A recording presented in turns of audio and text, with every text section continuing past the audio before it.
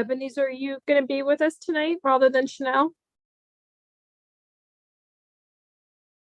I forgot to change my name. It's actually Chanel. Oh, hey, Chanel. Hi. So that could How are you? also be the case.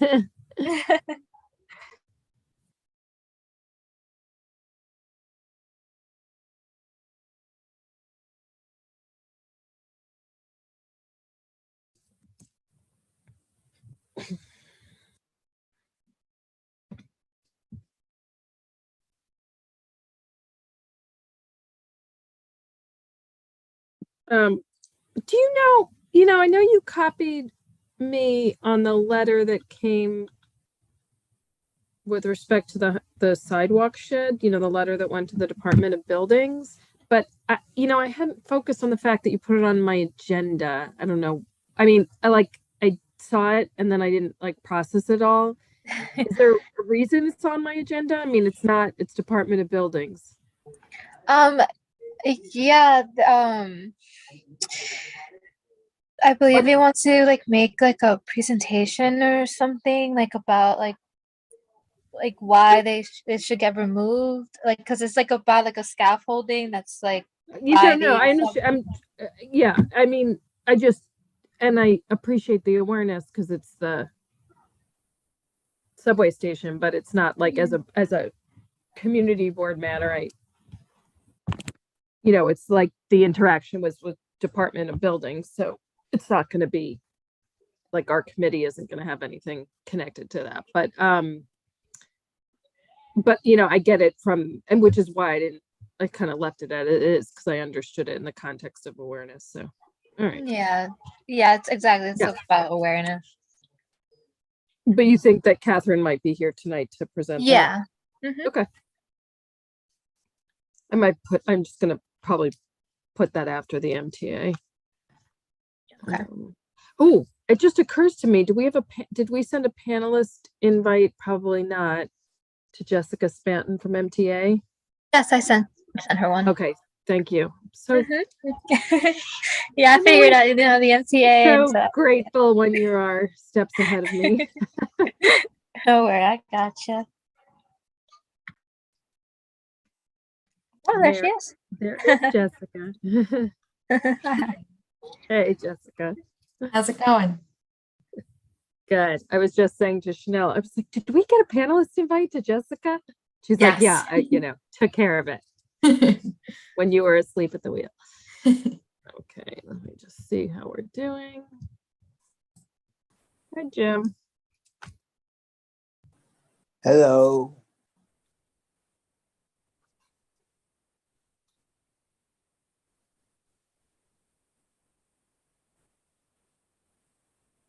Oh, look at that nice picture Chanel has of the bridge. Very pretty. Hey ho, let's go. Oh, there he is, the man himself.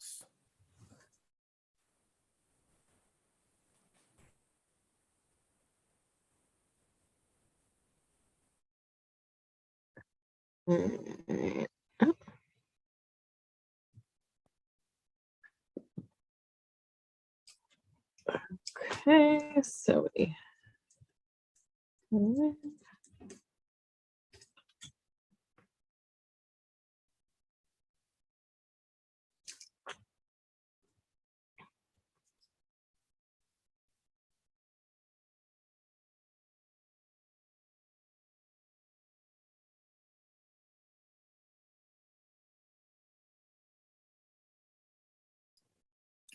Good evening, everybody.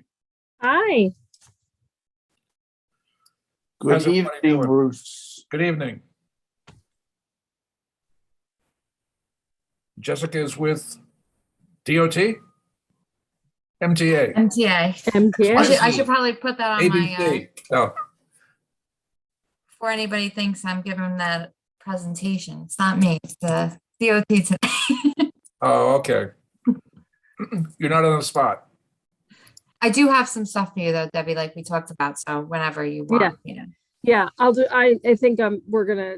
I mean, the plan was to start with DOT, and then I know what it says on the agenda, but I would have you go afterwards. Okay. But if for some reason they're running behind, then we'll just.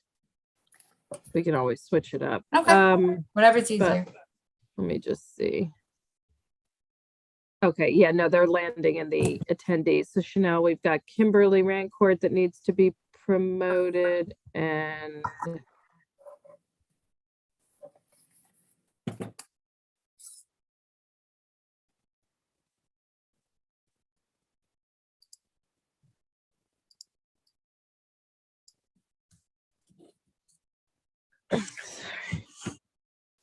my eyes are so bad now that I realize I spend time, I'm peering in and that must look odd. All right, so, okay, there's Leo. Hi, Leo. Hey Debbie, how are you feeling? Much better, much I'm better. glad to hear it. Although I Great. feel like weirdly now I'm like, is it possible to catch a cold after you recover from COVID? Because Oh, you just had COVID. Oh, I did. I think- I did.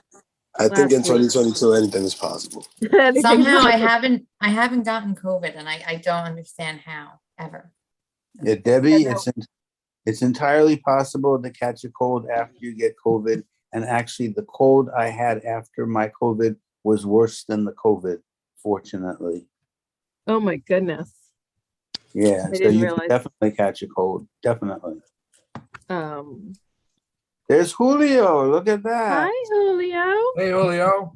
Hello, everyone. Hey, Bruce. I haven't seen you in a long time. I'm here every Monday, first Monday of the month. Where are you? Happy Lunar New Year. Kimberly, is there anybody else here yet that we need to pull in from attendee list? Wait, Dustin, right?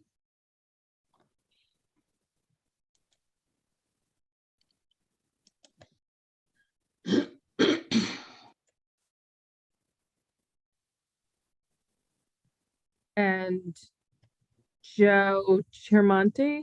Am I remembering names correctly from the other day? I think he's getting on. Well, no, I'm saying that are already in the attendee side and I need to have Chanel Oh. promote. So Chanel, Joe Sorry, I was Chermonti. muted. Okay. Yes, Joe should move over. And then And is it Dustin. and Dustin? And so there's Dustin Khuu, if I'm saying it properly. I believe so.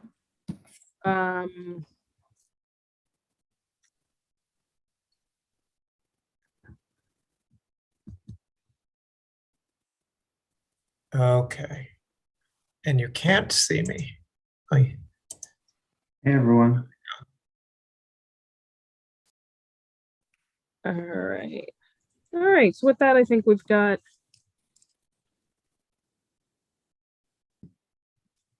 it's 7:06. I'd like to call this February 7th CB12 Traffic and Transportation Committee meeting to order. My name is Debbie Nabavian. I'm the chair of this committee, and let me just go through who we have from the committee. Wow, I see Mina Laura. Wow. Hey, Ellie. All right. So we've got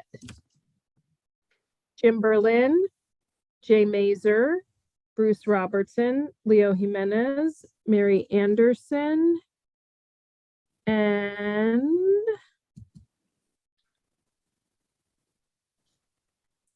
am I missing anybody else from the committee? I don't think so. And from CB12, we have Eliezer Bueno, our esteemed chair. We have Maria Luna. And if I'm missing anybody that's sitting in the attendee side, just give me a hands up. Okay.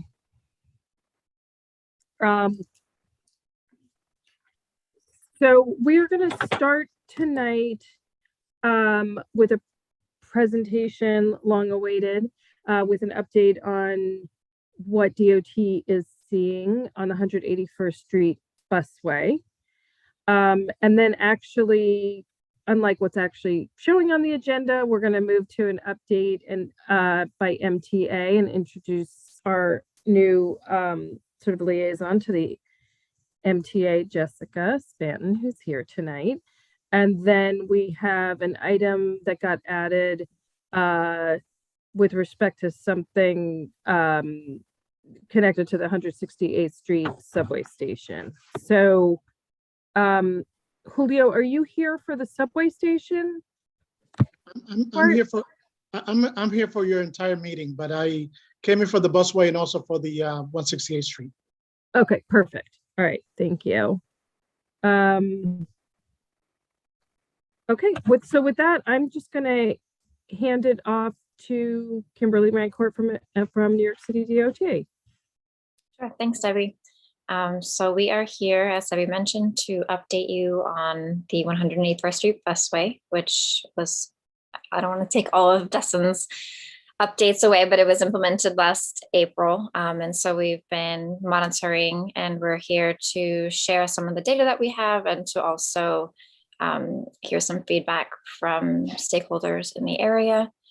We did have a community advisory board meeting last Friday, and so we did get some feedback then, which we are, kind of reviewing and taking into consideration in our next steps. So I will pass it off to Dustin, who's our project manager, and then we'll also hear from City Transit as well during the presentation. Thanks, Kim. Can everyone hear me okay? All right, Yeah, great. thanks. So I'm Dustin. Dustin. I'm the project manager for 181st Street.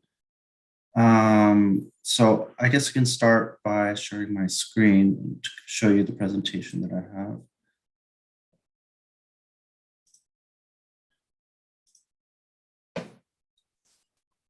Okay, can you see the cover of this presentation?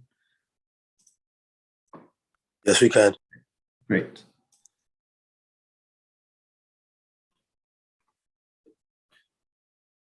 Okay, so yeah, as Kimberly mentioned, I will be presenting on updates to the 181st Street Busway, sort of just going over some data that we've collected and what we've seen so far on the ground. So what I'll walk through today is just a quick background on the project. Then I'll provide post-implementation updates, improvements that we've done on the busway since the launch. My colleague at MTA will go over bus speeds, and then I'll present on traffic speeds and travel time around the surrounding neighborhood. And then we'll talk about next steps for this project as well. So just a little bit of refresher on the project. This was started as the Better Buses Restart project in 2020, which is in the previous administration was a COVID recovery program to help the city as it was reopening. So we announced a combination of 10 busways and bus lane projects throughout the city, which focused on serving vulnerable populations, essential workers. We picked corridors that served a high number of bus passengers, the feasibility of implementing fairly quickly, and also to have geographic equity across the city. And as a refresher of why 181st Street was chosen for a busway, there are 5 MTA bus routes that serve this corridor. They serve an average of 68,000 weekday passengers. The routes that the bus routes go through serve a high concentration of essential workers. On 181st Street, bus passengers comprise 60 to 70% of all roadway users. And pre-busway launch, average bus speeds on the corridor were about 3.7 miles per hour. And about 70% of households in Washington Heights and Inwood do not have access to a car. So this is just an overview of the project timeline, as I'm sure you're all aware of how the project started and the amount of outreach that we've done. I won't go over into too much detail, but the important dates recently are just that the busway launched on October 26, 2021. And we're currently in the project monitoring phase and continuing to connect with stakeholders. And this is just a more detailed list of the outreach that we've done. So we've had multiple community advisory board meetings. We've met, presented to you all at CB12 a few times. We've met with the BID, with Small Business Services, with TLC, with Yeshiva, and FDNY to listen to concerns throughout the planning process of this project. Okay, so now moving on to post-implementation updates. And just some important dates to note is that the Busway launched on April 26, 2021. There was a 6-day warning period for camera enforcement, and camera enforcement began on July 17th of last year. And so we've made a few improvements since the launch of the Busway. In June, we worked with our signals team to make signal timing adjustments to help with some congestion along Broadway. In October, we consolidated the 2 bus stops on 181st Street and St. Nicholas. So we consolidate them into only the far side stop. And with that consolidation, we added new bus stop furniture. And in December, we installed gantry signage to help create more visibility of the busway rules and regulations. So now I'll pass it off to Joe Chiamonte from MTA to present on bus speed data that we've gathered. Okay, thanks, Dustin. Everybody can hear me? Yes. Good, good, good. It's always a good start. So I'm just going to go over some of the bus speeds that we have seen on this busway. So what we did was we looked at bus speeds from 3 different years: 2019, pre-COVID period, and then 2020, which is the bus speeds during COVID, and then in this past October 2021, which is after the busway implementation. And then we looked at 3 different times a day: the AM peak 6 to 10, then midday 10 to 3, and then the PM peak, which we have as 3 to 7 p.m. And average bus speeds for all routes using the busway increased at all times of the day compared to the pre-COVID period as well as the 2020 COVID period. So that was good to see. And this happened as riders returned through the recovery in 2021. So the top shows eastbound, bottom shows westbound direction. All right, we go to the next slide.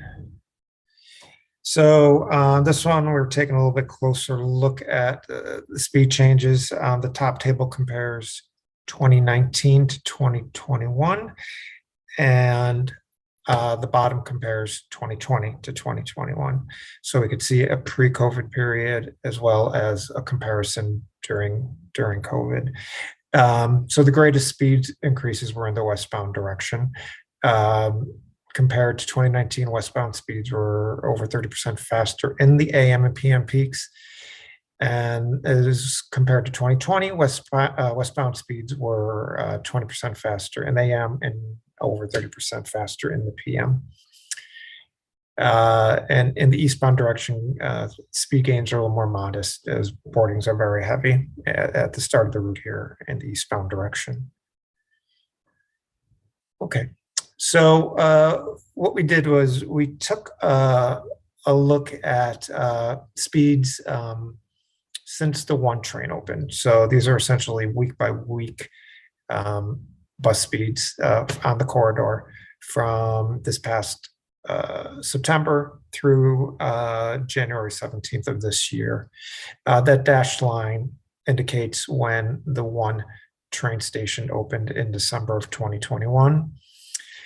And since that time, the speeds on the well, let me just backtrack and say that the speeds that are shown here are for both directions. They're not for eastbound or westbound. They're all speeds in both directions.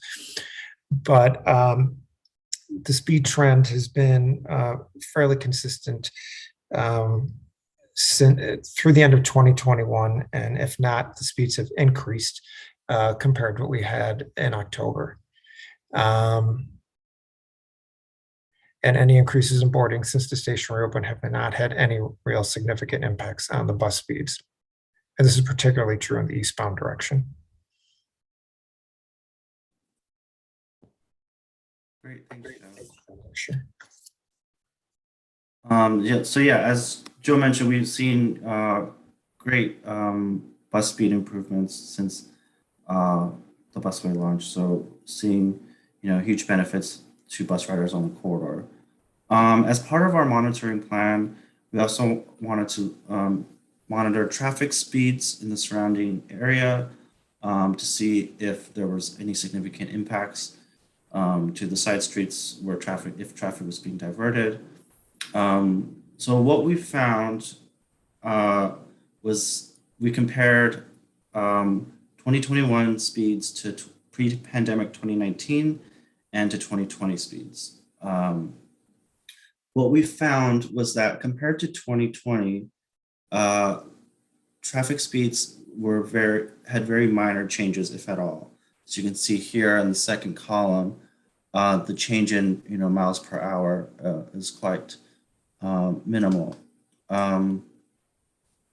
You can see a little bit of speed decreases on 178th and 179th streets, while Amsterdam and Fort Washington saw increases in average traffic speeds. But overall, it remained fairly similar. However, compared to pre-pandemic levels, we see speed gains across the board. I'll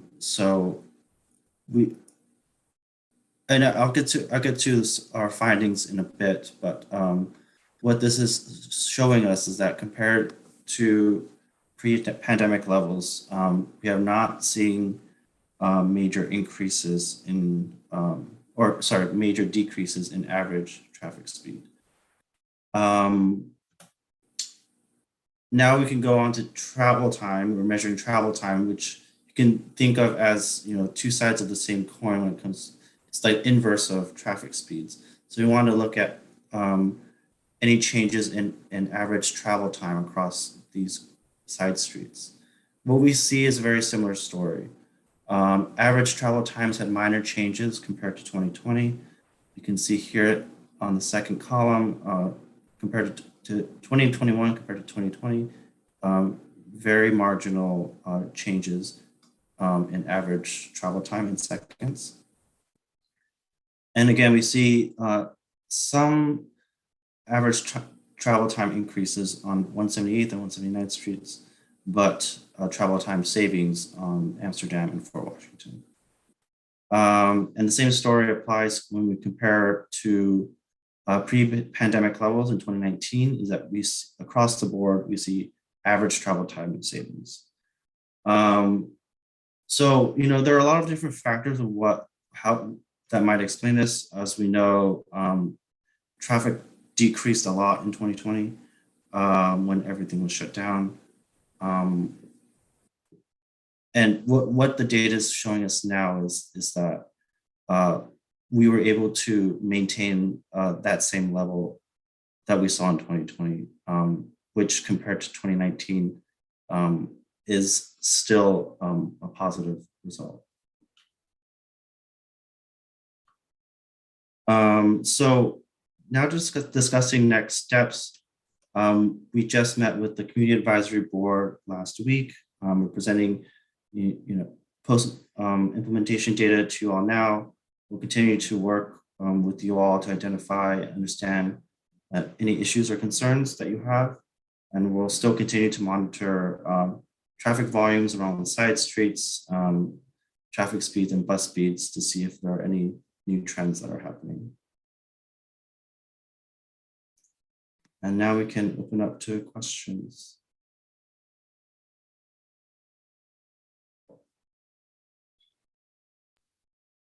Thank you, Dustin. Thank you, Joe and Kimberly. I'll just start off summarizing comments that I gave in part at the cab, and then I have one additional one, which I hadn't noticed before. I guess first I was concerned with sort of confounding variables of when the one train reopened. So Joe, I appreciate that whole new slide on the one train. Although we may need to come back to it because I don't know if I absorbed all of it too. Okay. In all the side street impacts, wait, did we really not look at 182nd and 183rd?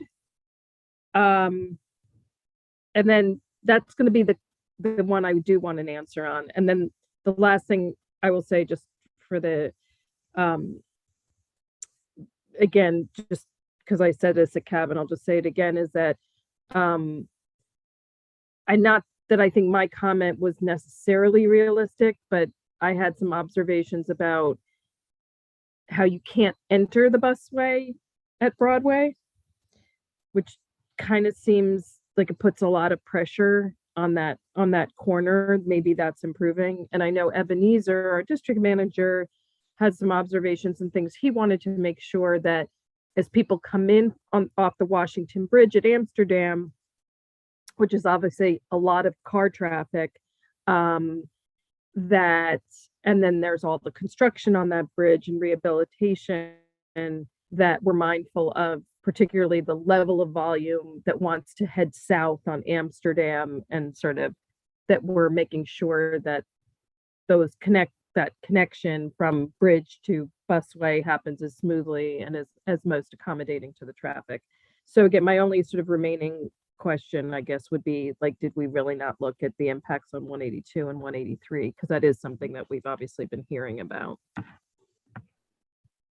Yeah, that's a really good question. So on 182nd, 183rd, the software that we use, which monitors, which basically gathers data, aggregate data from GPS movements, they had data missing from 2019 on certain corridors, and that just happened to be a few. We try to get it from them. However, we did monitor volumes we have a vendor that collects traffic counts. So I'm looking at the chart now, and I can share my screen again. So we did monitor before and after the busway launch, 182nd and 183rd. Sorry, let me figure out how to share my screen.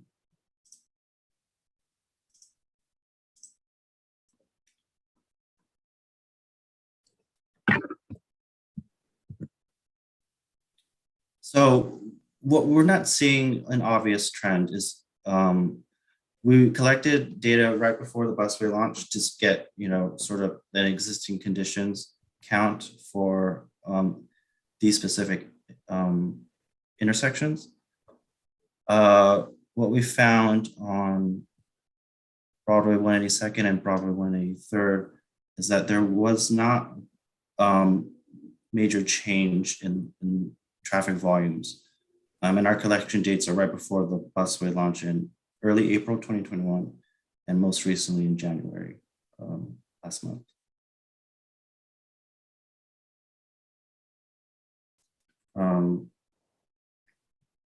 And sorry, can you repeat the other question that you had? Just Debbie, on that one, that is the data that we have now, and we had some challenges collecting some of the volumes.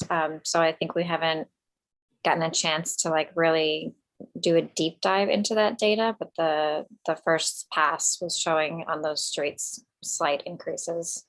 Yeah, I'm I'm just having a hard time sort of understanding, like I see those as like those are intersections, but I know that, we've kind of the issues of sort of getting across 182nd Street or getting across 183rd Street and how people who can't go on the busway or spilling over, then I don't, intersections isn't so much working. Like, it's like, just like, I'm trying to understand, and I think we all are, of like, are things backing up? And I know, and some of that is affecting the north-south avenues too, as people traverse to where they can get across, but I'm having a hard time reading it. Yeah. Yeah, and I think that's why we like to use travel times and speeds, because really what matters the most is your time to get from one space to another, right? Like the number of vehicles that are getting through, like it's not always as clear of a way of explaining what's going on, I think. So as Dustin said, unfortunately, we didn't have that data for the travel times, but I think we can continue to look at those corridors, and especially after hearing some of the things we heard on Friday, to do some spot checks and that kind of thing. All right, well, let's move on to other members of the committee, I think, and then we can always see what sort of we were left with, because I have a feeling this will come up in sort of different forms. Leo Jimenez? Thank you, Debbie. And I want to thank DOT, Dustin and Kimberly for coming on to the committee and kind of giving us this overview of something that's been a hot topic, and especially in this area.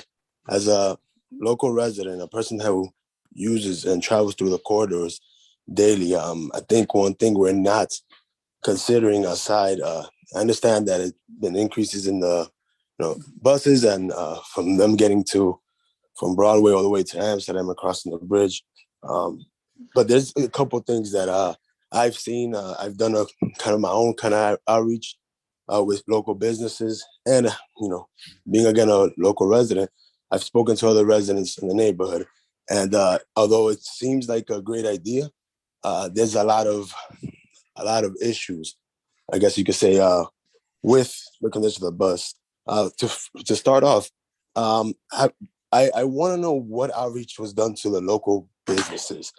I went about last week. I had a conversation with Debbie, and we went in depth and spoke about a few things.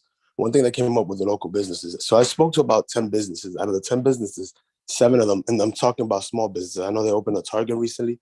So obviously Target's always going to get the customers, they're a staple name, but the local businesses who usually have the customers that come from the Bronx and from Jersey and from other parts of the city, they're used to parking on Broadway. Obviously, now with the bus path, it's making it difficult for them.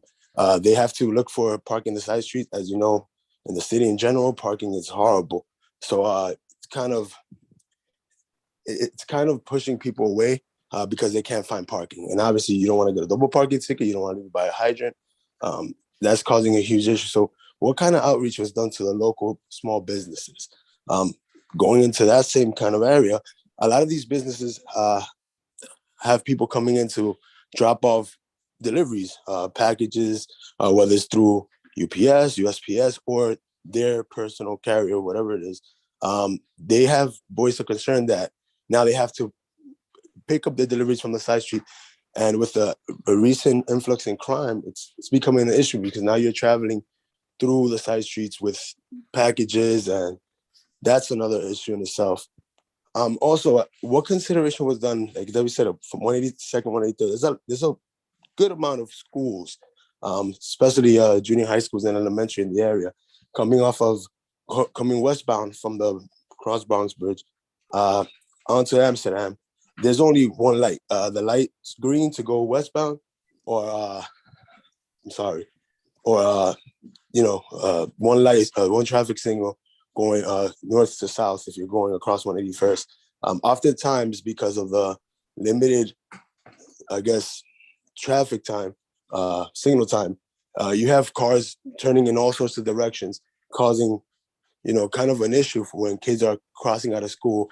Yes, there is sometimes school safety guards out there, but it has been an issue. There has been a bit of, I guess, relief with local enforcement recently. I believe Jim Berlin brought it up in November. As of November, I want to say, they have stationed certain local traffic enforcement agents at certain points, which have helped alleviate some of the issue, especially coming from the bridge.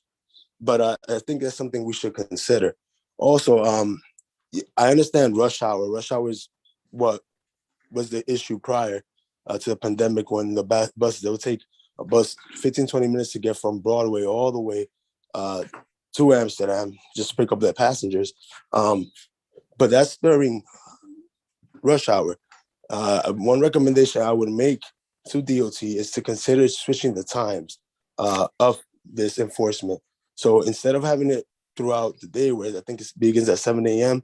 and ends at 9 or 10 p.m., maybe adjust those hours to help alleviate some of the stresses of the local businesses.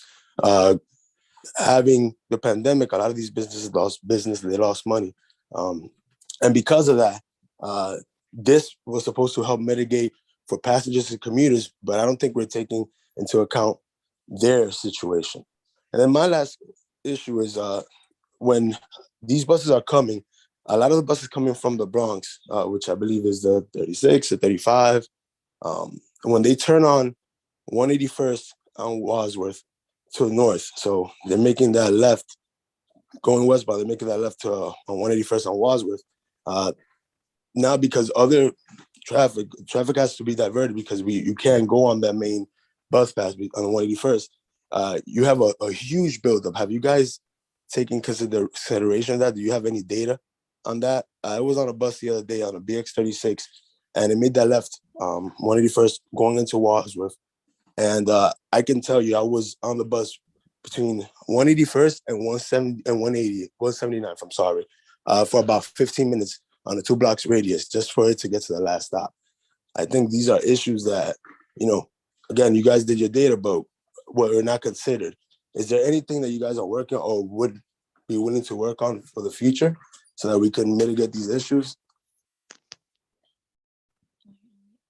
Thanks, Leo. I'm not on mute, right? Okay, sorry, I'm always on mute. Thank you for all of that feedback. It's really helpful, and it echoes a lot of what we heard last Friday as well. So you have a bunch of things there. Let me see if I can kind of touch on each of them. As far as business outreach, prior to the Busway launch, we did go door to door to each business and speak to folks and hand out flyers and information and answer questions prior to launch. What we've heard last week was that we need to do additional outreach now. And so we're looking at the best ways to approach businesses and get additional feedback and hear the concerns that you're raising. I was taking notes, so let me just pull up the other questions. As far as parking, I think we understand obviously that parking has been a big challenge in this area for a long time. And for that reason, or that's part of the reason why the initial proposal didn't actually remove any parking. We did then end up removing a few spaces as we consolidated the bus stops that Dustin mentioned. But in general, the parking hasn't changed dramatically on 181st Street. I think there is a lot of other things going on, including open restaurants and other issues with parking. But I do think we understand that the access to the parking that may be available on 181st Street is different. So that's something that we can also discuss. As far as deliveries, that's something that we do want to speak to business about and really understand what the challenges are. Trucks are still able to travel through on 181st Street. So they should still, in many cases, be able to kind of travel the same way that they were before. So I look forward to kind of hearing more about those issues. With the schools, can you just remind me or explain which intersection you were talking about? So it's mostly on Amsterdam. There's Wheels is around there. So there's a couple of schools around there, and on Wadsworth, as Debbie said, going to 182nd, there's the Juan Pablo Duarte School. There's an annex. There's a couple of schools as well as there because of the influx in traffic now that everything is being diverted, especially during the rush hour period where the kids get out.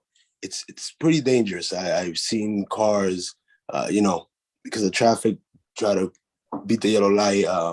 It's backed up. I've seen cars parked in the middle, not parked, but stopped in the middle of the intersection because of the amount of traffic. So it's posing a danger to the kids in the area. And on Amsterdam, if you're coming off the bridge, you have kids crossing in all directions. And there's only one, 2, 3 traffic lights.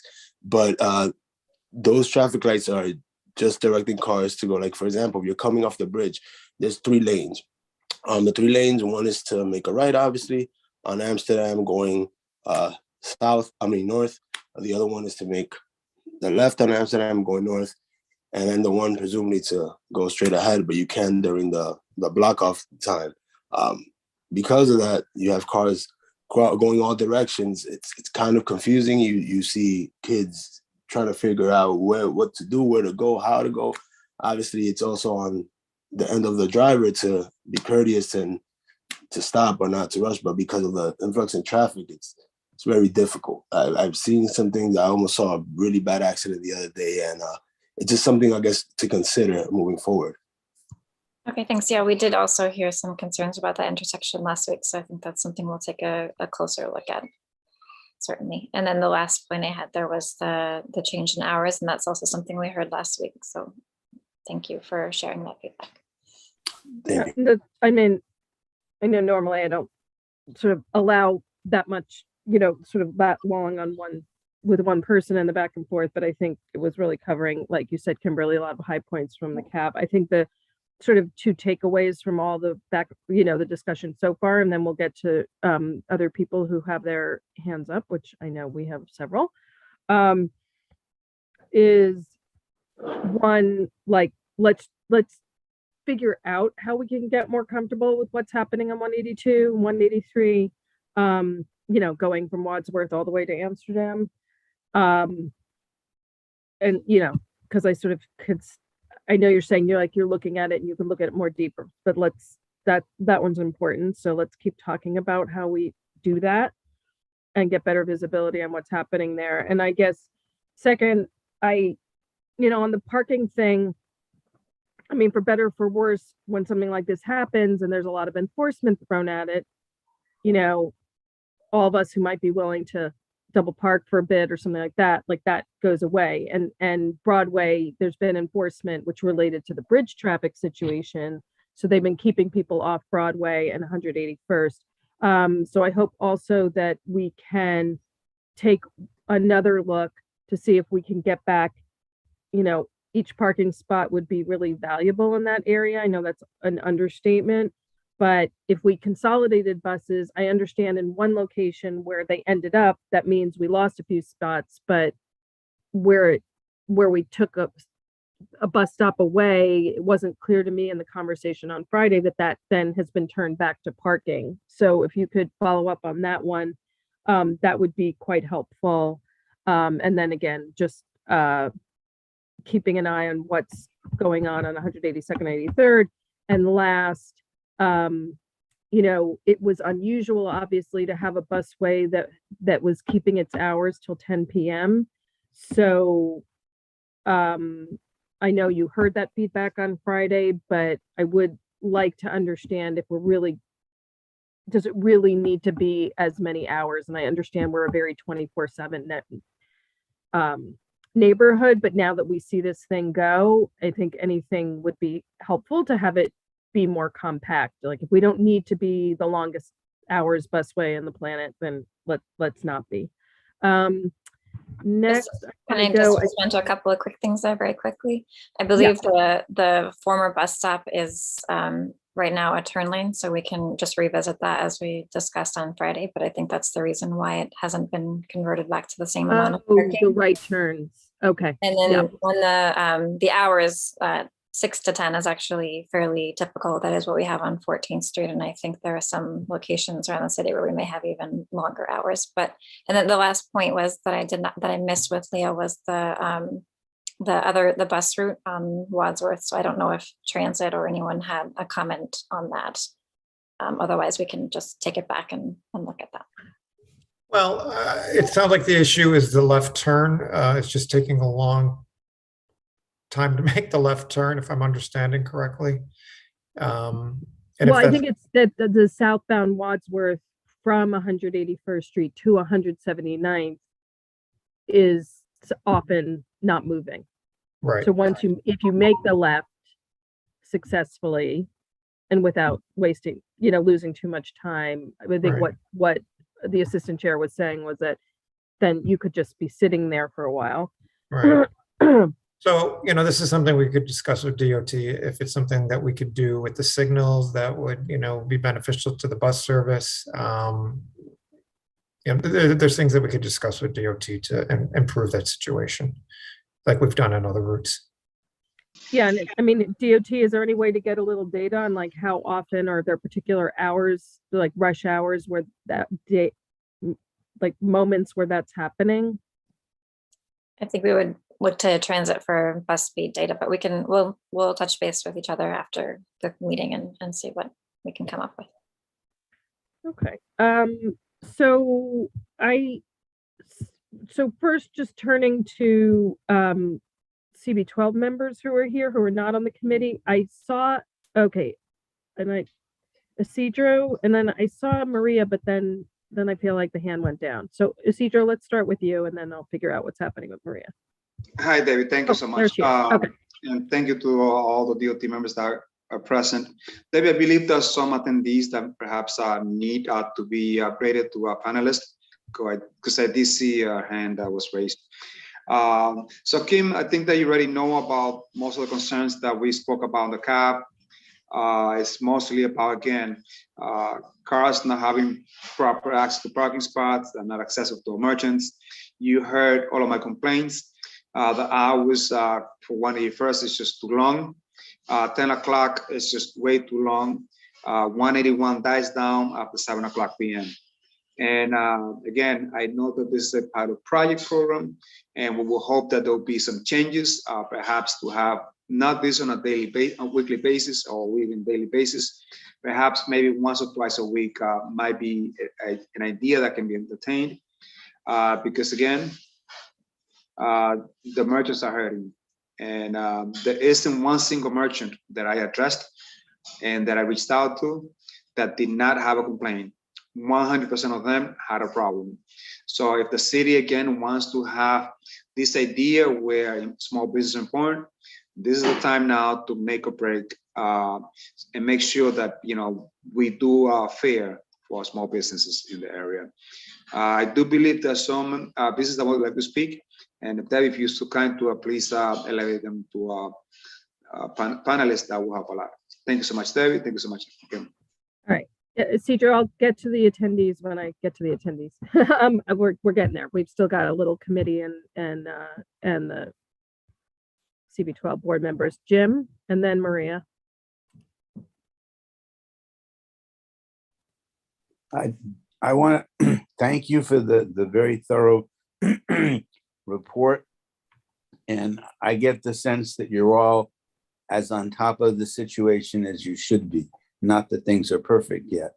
But the thing I wanted to voice is that I've been on buses where basically, as was mentioned, it takes 20 minutes to go the next 2 blocks.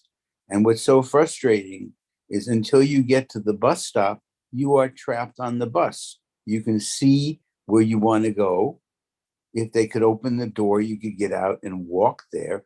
But there you are trapped on the bus. And this is just the height of frustration. So, I just wanted to add that. The fact, yes, there's congestion, but, that's not, there may not be congestion because, well, it's sort of an exaggeration, but every now and then, and it's gotten better because there are now federal laws. There were people trapped on airplanes in airports for like 12 hours and they couldn't get out and they couldn't, now 20 minutes on the bus is still pretty bad. So, and I'm not trying to make a federal case out of it, but the point is that, it does not make the riders particularly happy. Thank you.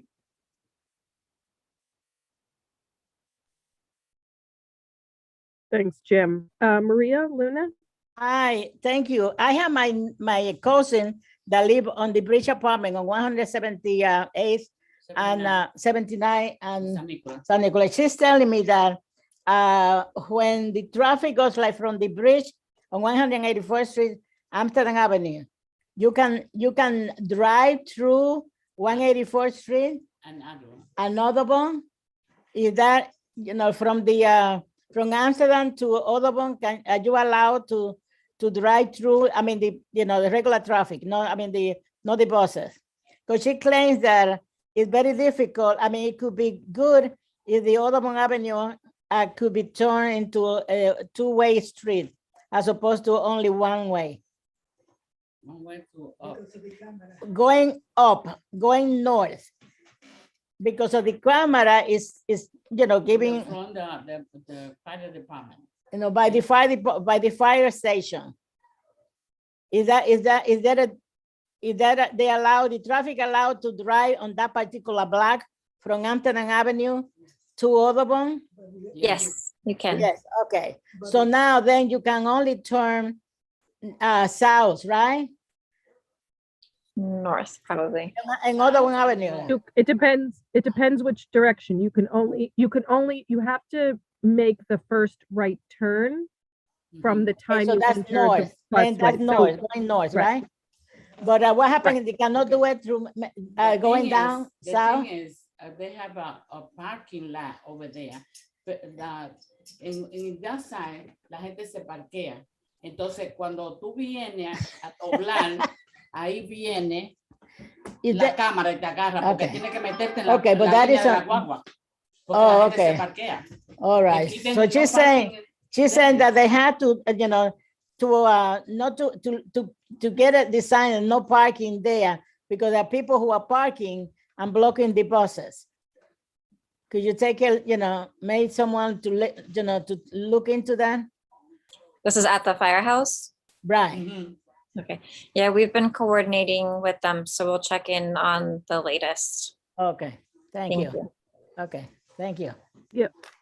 Kimberly, I think there's been a resident who was circulating pictures about some regular parkers within the bus stop there on between Amsterdam and Audubon, such that all the traffic has to skirt these. There's several cars that just park there all the time in the bus stop.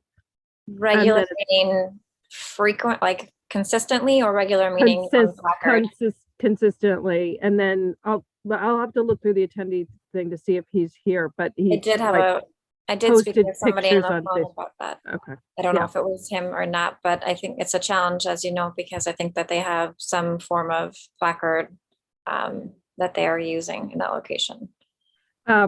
Yeah, and then to repeat what I said on Friday, and I'll repeat it here on this record, like the issue of placards and people parking with fake stuff is bad.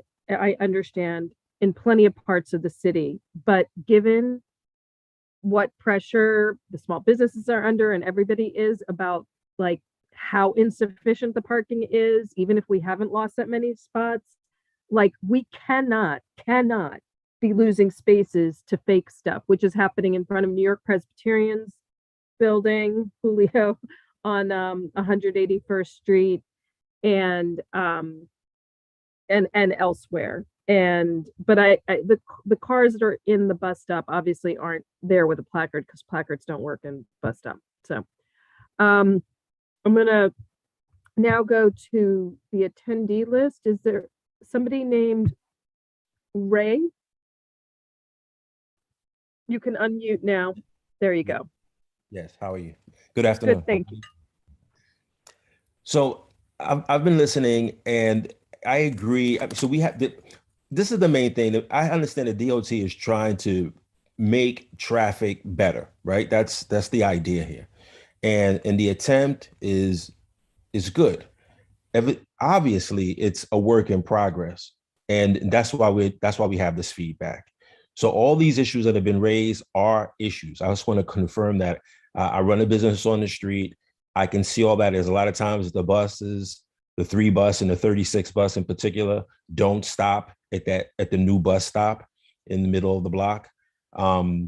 Those issues with the parking. But the big issue, I think, is there needs to be more supervision of the intersections and those blocks that you mentioned, 182nd Street, 183rd, and actually see the traffic when it comes through and when it's getting congested. Because when it gets out of hand and it gets crazy, you have to have a traffic cop. You have to have someone there to organize it because it gets out of control. So that's something that's known. And you may need to put in, don't block the box. But the other point about the hours is very, very true. It can't necessarily be an all size, one size fits all on the hours. The street dies down at 7 o'clock. So it does seem to be, overkill to have, going so late. The other thing too about the hours is that I guess on a weekend night, in the middle of the night, you can have a traffic jam, or you can have any other thing that's happening because it's a Friday night or a Saturday night. Well, that's after 10 o'clock. Well, that's in the middle of the night. So you're not going to change the hours of 2 a.m. to 3 a.m., even though I guess that might give you an idea. But that's only something that you have to be there to actually see it. And some of that can come up in your data, and data is good, but you have to match it with people on the ground.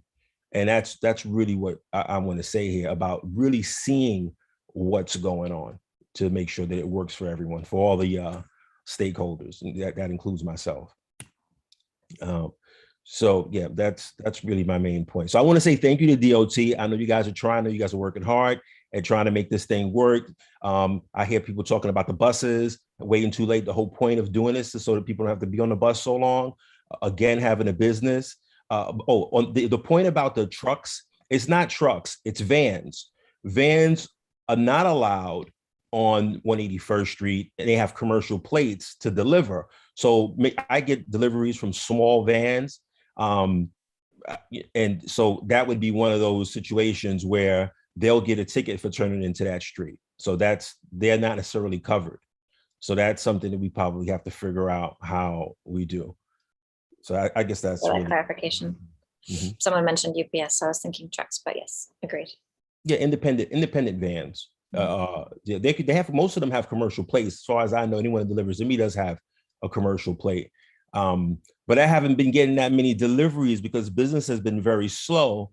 And unfortunately, this bus lane contributed to another cut as opposed to an increase. So we just have to work with you all, work with the city to figure out ways that the city and these things can help us so we can, it's a different conversation, just like not die on the vine as a result of, changes. That's it. I'm done. Thank you. Are you able to share which your business is? Yeah, that's the Carida restaurant, of course. Hi. Hey, hi, Debbie. I should have said all that too. I should have said all that in the beginning, Oh my goodness, I should have known why. I was like, why do I know his voice? Oh, it's a pleasure to meet you in this other context. Thank you for being here tonight. Can I just make a little suggestion very briefly, please? Please. The timing, I think that we are having a problem, an economics issue in Upper Manhattan for the small business, things like that. Is it possible that you can continue giving warning to people about the parking until we've educated everybody as opposed to giving tickets? Because my cousin just told me that she got a ticket, $150 ticket. That is a big, because she didn't realize, she's so used to turning around that Audubon Avenue, but she got a ticket. But there are people cannot afford this thing.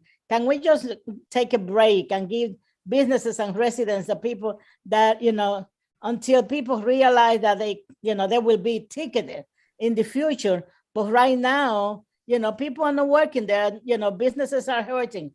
Just give them a break, please. Yeah, can I just add something on a totally different note? But it has to do with the Department of Transportation, and that is bicycles and mopeds on the sidewalk on 181st Street and all over the city. If we make all of them have some sort of registration and we start ticketing them, we can make a lot of money there. Okay, I'm done. Thank you. And I don't know if Dustin's going to take Maria's question just about how the enforcement, like how the first month, if you could provide the information about when the cameras started versus when tickets started being issued. But also, Dustin, I think you had a little information about how, obviously when the camera enforcement started, there was a lot of ticketing, but how that's come down over the months and where it is now. I think that would be helpful for what Maria's raising. Thank you. Sure. Yeah. So as I mentioned before, the Busway launched in late April.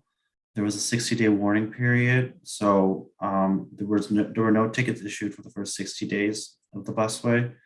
And in the weeks leading up to when enforcement started in July, we did some outreach campaigns to warn drivers that the warning period is ending. Additionally, we have signage throughout the entire Busway directing traffic on where drivers should be diverting to. So with all that, it sort of comes down to just like following what the signage says on what's permitted and what isn't. In terms of the trend in camera violations. We had a high, so you know, predictably, we did have very, very high number of violations right when the warning period ended. So there was a high of about 8,000 in a month. That trend has gone down to about 4,500 in December. So we are seeing general, as you know, drivers are becoming more aware of the rules and regulations. We're starting to see a downward trend and more compliance with the traffic rules. Hey, Debbie, I'm sorry. It's Leo. I just want a suggestion. I'm trying to recollect in my memory. The signage, is it in English and Spanish? Is a predominantly a very huge Latino population in our area. I'm again trying to recollect. I'm aware I've seen signage in English, but not in Spanish. Can we get a clarification on that? Yeah, I don't think that we have any DOT traffic signs posted in Spanish. We did do outreach. We prepared kind of guide sheets explaining how the busway works back pretty soon after implementation, which we shared with TLC after meeting with them to try to help get that word out in Spanish. We can certainly circulate that again or to other constituents, or if there's other ways of getting that out, we're happy to reach out that way. But at this time, we don't have any signs throughout the city in Spanish posted.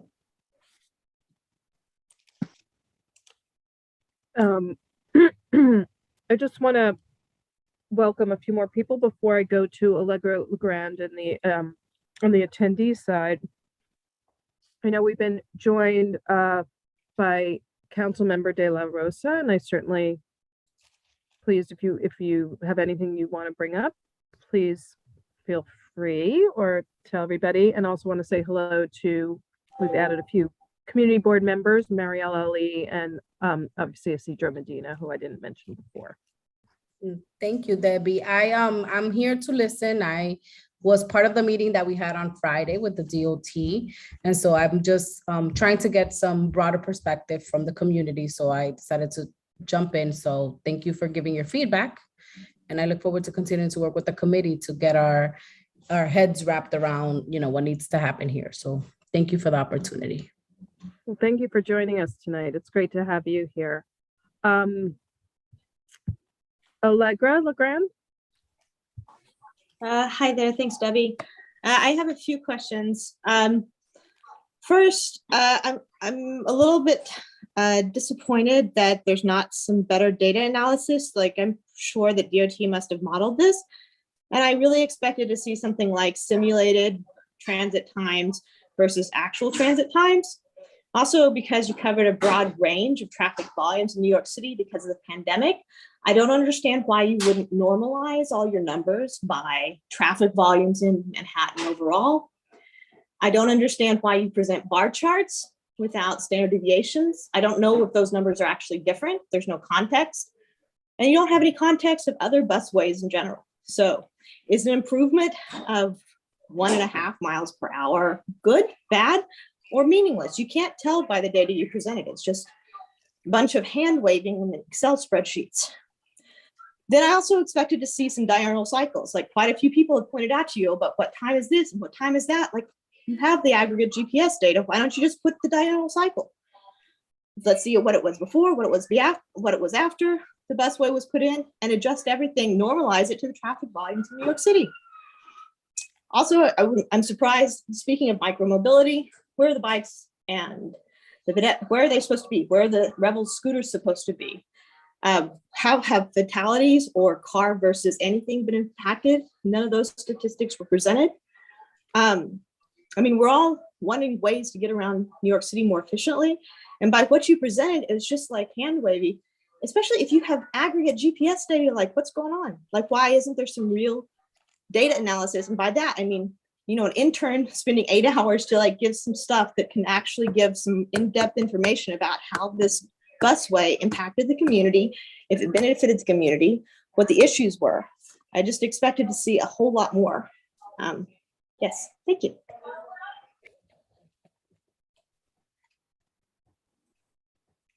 Well, thanks for your feedback. We're definitely open to diving more deeper into the data analysis.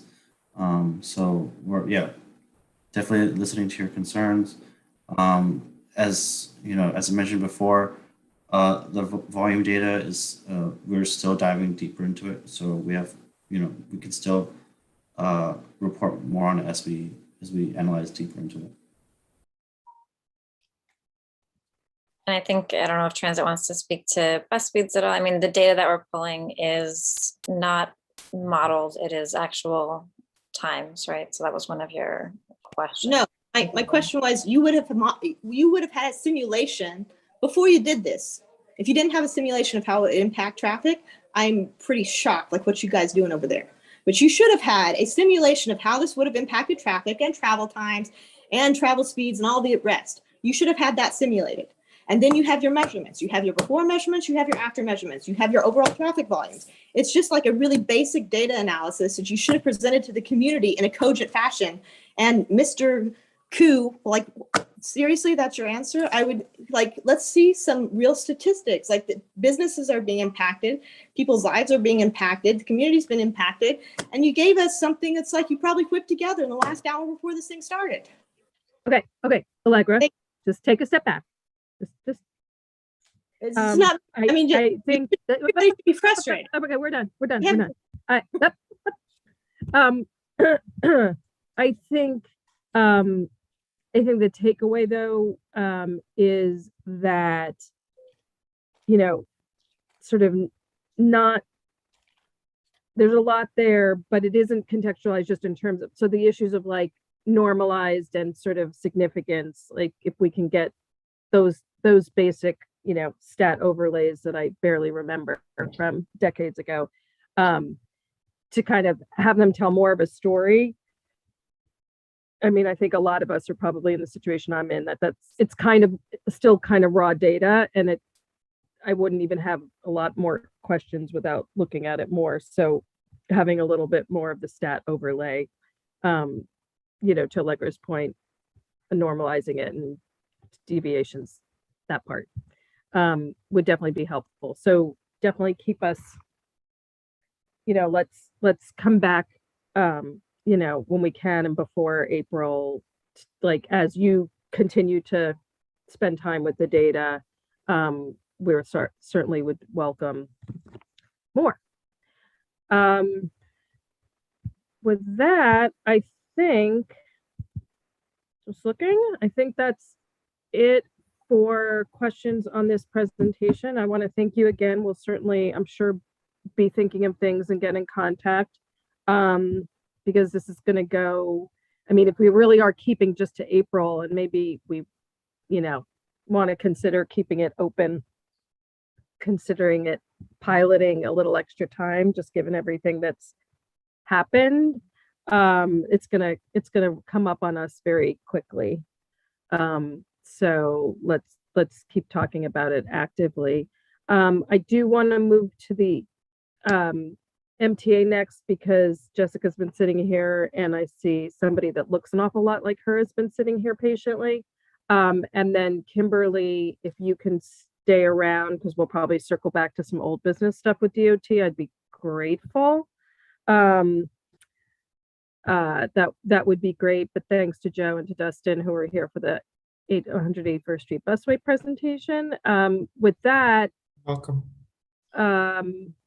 I do want to introduce Jessica Spanton from the MTA, and I'll let her talk a little bit about herself. But as many of you know, a few months ago, Howie Levine moved to a different position within MTA, and Jessica has been supporting our committee to date and since his departure, and she's been great. And I just asked her to come tonight, particularly being at the beginning of the year, to just give an overview of what do we have going on with MTA in the district this year.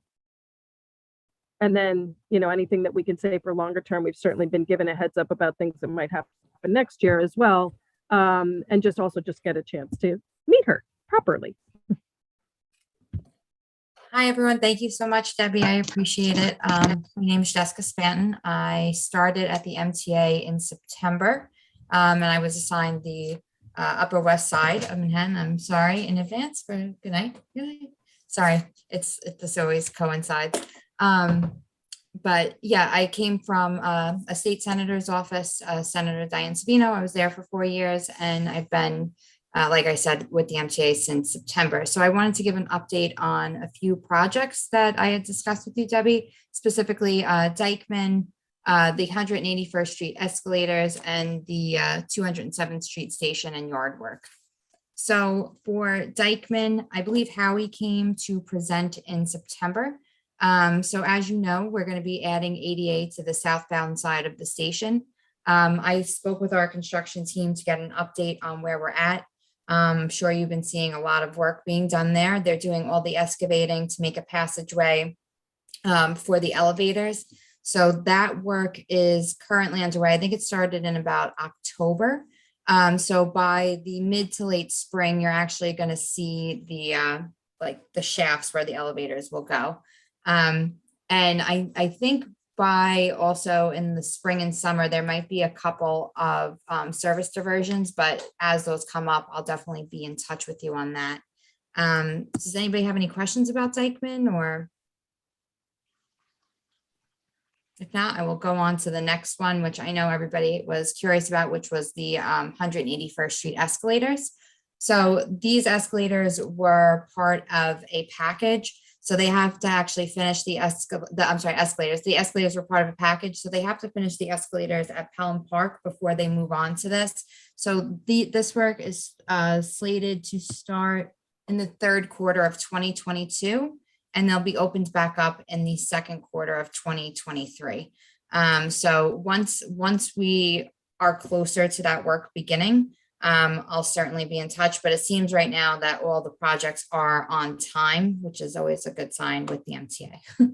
I'm sorry, you said third quarter kickoff this year, or did you say So fourth? the second, so I'm sorry, it's the third quarter of 2022, the work is supposed to begin, and it's supposed to be done by the second quarter of 2023, the work. Okay.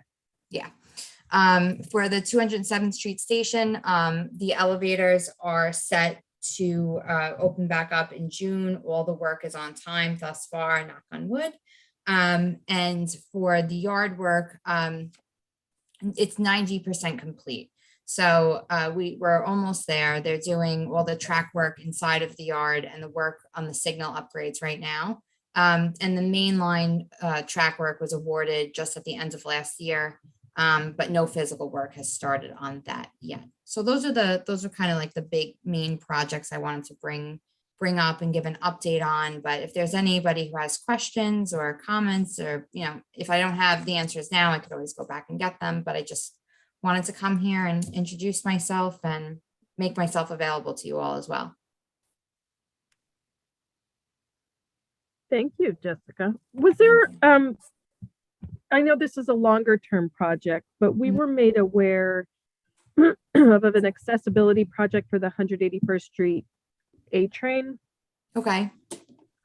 That was sort of in, I think, like the next capital plan cycle, but I just sort of don't recall if that meant like 2025, 2024. Let me like get, I'll get so an update on that for you as well, because I had, when I first started and I was kind of getting briefed on everything, I kind of learned about that in passing, but of course they kind of gave me more of a dump of all the work that's actually in the works right now. So I'm going to get an update for you guys on that, and I will definitely share it with you to share with all the members as well. I mean, understanding that that's longer term, given the topography of CB12 and our distance from, downtown, etc. The accessibility projects are really important to the district. Of course. They're always at the top of our list, and so we're always eager, even if it is a little bit far off, to have the information. Jim Berlin. When they replace the escalators, is the entire bank of 3 escalators going to be entirely down, or will they be replacing them one by one? Let me Or find that whatever out.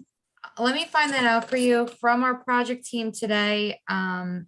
They just made it sound like it would be all 3, but it would make sense to kind of stagger this a bit. So I'll reach back to them on that, because that would be extremely difficult for people, I'm sure. So I will find out that answer, and I'm gonna put my email and contact information also. Is there a chat I could put it into? Put We it in don't the have- Q&A. I'll figure this out. Yeah, you'll need to put it in the Q&A. We don't run a chat on these meetings. Okay. So, Okay. yeah. So I'll put it in the Thank you. Q&A. Of course. Maria, Luna? Perish, who is responsible for assigning and the areas where they're going to have, those little benches, those little metal things? Because I don't know if this DOT or MTA on Broadway, between 158th Street, right? At the corner of 157th Street, going south, where the Chipotle is, we need a bench. Now we're talking about accessibility. There is a lot of senior people who are waiting for the bus number 5, number 6, number 4, and 5. We need to have benches. They don't have to be those fancy, things with lights, and things like that, or balloons, but we need to have something for the seniors, especially for the seniors waiting for the buses. We had a petition about 5 years ago, and the landlord, that owns that corner, area, refused to allow to have, that thing. But it's time that we go back and have those seats there. What do we do? Do we need a petition? Do we write to you, Maria, Debbie, you or- answer your question. Let Jessica Yes. answer. And I think, Mary, is your hand up because you have a part answer to that as well, based on the work you did last month, or are you on something different? If someone has a part answer, that'd be great, because I'm It's still learning. another issue having to do with benches.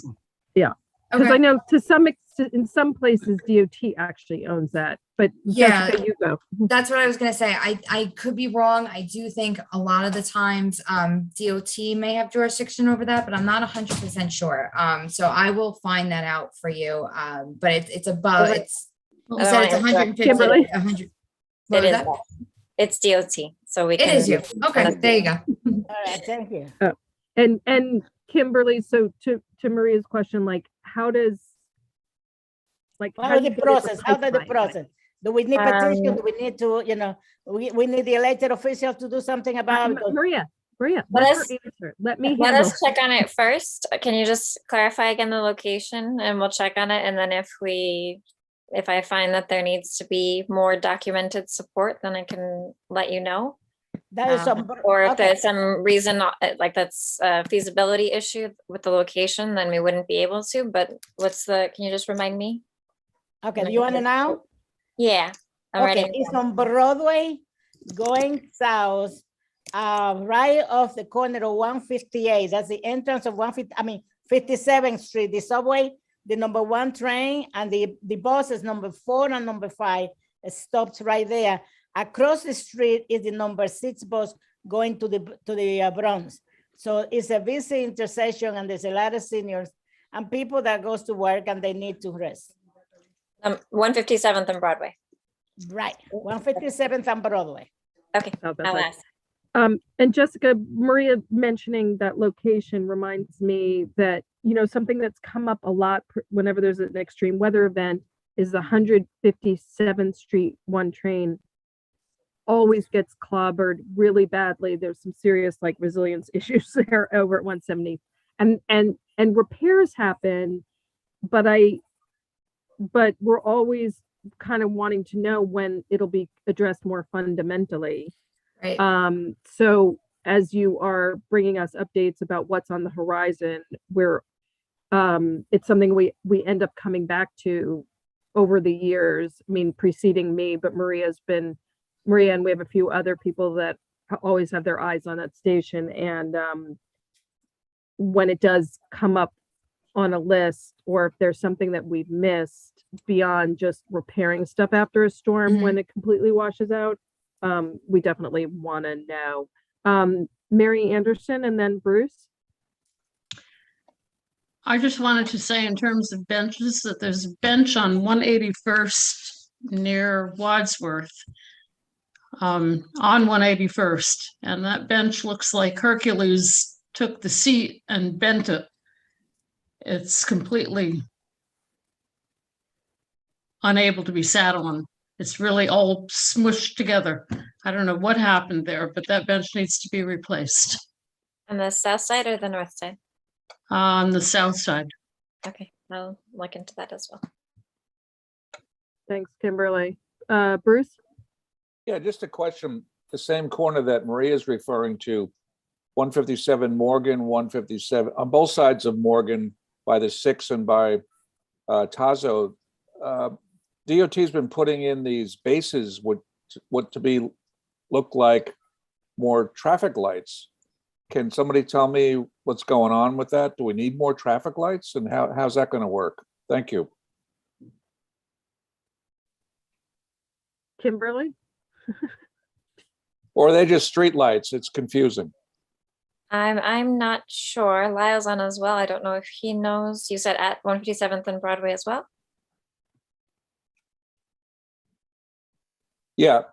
No, actually, both sides of Morgan at 157, there's a whole lot of digging going on, and they're putting these bases in. And I asked one of the guys, he said, oh, there's another traffic light going in.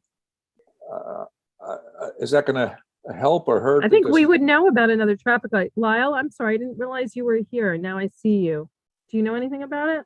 I'm not sure what that's in regards to, but we can find out. And if it's DOT related, we can get back to you. Yeah, because that's a confusing corner already, and I'm not sure if that's some remedy that you guys cooked up that's going to help, but people are asking me, and I know nothing about it. Thank you. Okay, we'll check it. Right, no problem. Yeah, we can take a look at that area. Thank you both. Thanks, Bruce. Thanks, Lyle. Isidro? Thank you so much, Debbie. So Jessica, on that corner that was mentioned previously, 181, that's on the southwest corner of Wadsworth and 181st. There was an accident there, and there's no, the benches are hooked up, and then the pole that will have the sign for the bus stop, it's all gone. I reported this to 311, but no action thus far. And that's been there for at least, I'll say like 3 weeks. So if you please can make a note of that, we'll gratefully. Okay, again, the bus stops, and Kimberly, just correct me if I'm wrong, that's you guys as well. You're saying it's a bus stop that? Okay, Well, I'll reach out tomorrow. thank you.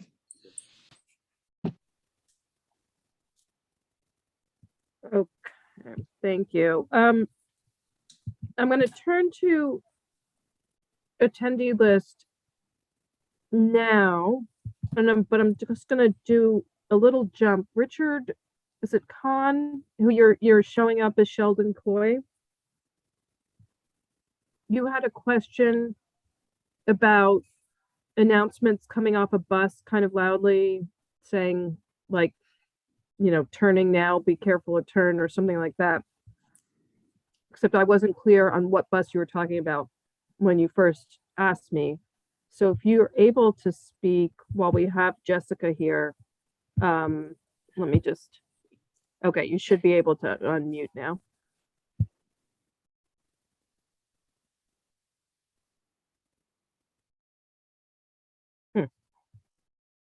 I did get his request too from Ebenezer. So I'm happy to speak with him. I relayed back the issue, but I'm happy to, if he Yeah, gets himself. can you hear me now? Yep. Okay, Yeah. This is what my concern is. I live at 181st in Fort Washington. We have fire engines, we have the police, we have ambulances. But there's frequent construction on the corner. And I assume at some point they're going to put an elevator down to the 181st Street station. And the amount of Not there, not I- there, but go ahead. Oh, okay, good.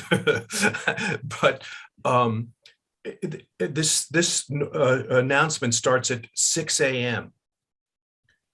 And I understand that there were safety issues. My wife actually was a safety director for Local 100, and she was especially concerned about bus drivers. But it's just constant, and it's all day. And I was just wondering what could be done, or if I'm just officially making a a complaint now. I'm sorry, but the announcement is coming from the subway station No, or a it's From the coming from the bus. bus. It It's says when they caution. turn. It says caution, bus is turning. which bus though? Well, it's the M4, maybe the 98 also. I don't like check on the bus. I mean, that's But they those are the don't. only. Neither one of them turn there. I'm confused. Well, I think it happens when the bus leaves the bus stop. And whatever motivates the announcement, it happens. Okay. So this is like a Where's Waldo Waldo thing, Jessica. I've never heard of such a thing. There is no turn happening. So is there a Okay. way on a bus that goes straight for it not to play its announcement saying, Yeah, "Turn let me in, look be into careful"? if it's going straight. So if it's turning, they have to do that. There's They've no im- turn. It's a Yeah, no, no. 101st Street. Yeah. No, that again, I'm just saying, just typically though, the reason why for those announcements are for, people who either can't see or are hearing impaired. So it's just like a visually impaired person mostly, so they know that the bus is coming. But can you please, Mr. Coy, can you give me your address again so I know where the Yeah, bus okay. is coming All right, from? let me give you my actual name, Richard Kahn, Kahn. And the address is 454 Fort Washington Avenue, apartment 66, New York, 10033. Okay, so yeah, since there's no turn there, that's strange. Maybe it's coming off. Because I did get the answer on the turns, but let me find out if they're pulling out of the. Yeah, that's what I think that's the only way it could be happening. Right. Yeah. Okay. And I'll look be into that. Jessica, it would probably be the 4 because the 98 doesn't run enough to be, Okay. Well, no, but please find out because oh yeah, no, we got it. I think. Okay. Next, I'm going to go to. Can I just Gabrielle. interrupt for 1 second, Debbie? Sure. We had the same problem with the BX6 going west down 157, the same block we're talking about. And it was very loud. The bus is turning, It's an automatic. And we talked to the drivers, and actually the MTA sent out a guy who did an audio volume detector, and they turned it down, and it's fine now. So it can be remedied. There is hope. Okay. Excellent. Thank you so much for that. That's very helpful for me. Like I said, I'm learning every day too here. So this is all very helpful. Well, And I'll definitely make that request. It's probably become clear that Bruce, and he's always supported by Maria, but Maria's not on the committee, so it's what you come. But Bruce he's in charge of the entire southern portion of the district, and No, he misses no. nothing. Don't Everybody lay that- goes to Bruce. Don't lay that on me, Debbie. I can't, my shoulders are not big enough. Maria, No, but Maria and I do. People do bring stuff to him, and so he is Yeah. a good But I set mean, of eyes and if ears you have down questions, Jessica, we can, I can follow up with you. I'm on. Perfect. No, Both I'll with Debbie. definitely, I'll get that. That's a easy fix then. So that should be a good middle ground for this issue. So Gabriella Beal, I promoted you since apparently you are on an old version of Zoom. So you should be able to talk now. Excellent. Thank you very much. My apologies. There we go. Hi. A quick question. I guess the first question is 168th Street, A train, Broadway, the Broadway entrance at 168th Street. Mhm. It seems that there's a safety issue there. Staff from New York Presbyterian has been assaulted inside the train station. They've been robbed. It looks like by the machines. I've also been at that station, and it can get pretty dicey. There are a number of people there who are seem to be mentally ill, who are just skulking around as well, and wondering whether transit police can be assigned to that station, because essentially you have staff there 24/7. You have movement there of people going to work, etc. It's a very busy station, but that station, for whatever reason, you're vulnerable there. So wondering whether transit police can be assigned there, even 24/7 for the time being, or even regular police, because I think it's becoming an issue. the surrounding area, there's only so much you can do, but inside the station itself, that would Now, be I have a question. Do you, because I'm usually up there about maybe once or twice a month. We do the mass force there a lot. We work with Columbia. So do you not typically see a lot of police? The few times I've been there, I see what you're saying, you know, over the last few months, anytime I've been there at 5 a.m. and I've been there between like the 5 to 7 p.m. kind of time frame. And I can totally see what you're saying, but I did see a lot of police presence at those specific times. Do you feel like it's not kind of it's not every day that there's police? Maybe they just come if there's an issue, because I can definitely flag that for the station manager and request more help. But I just want to see, like, as you see it on a daily basis, are you not seeing enough? Do you not see it that frequently? Just so I know. I haven't been there on a daily basis. Okay. I've had family that goes there on a daily basis. I can sort of do some No, it's fine. I just kind of anecdotally, I'm just asking. I'm just concerned. I'm sorry. No, go.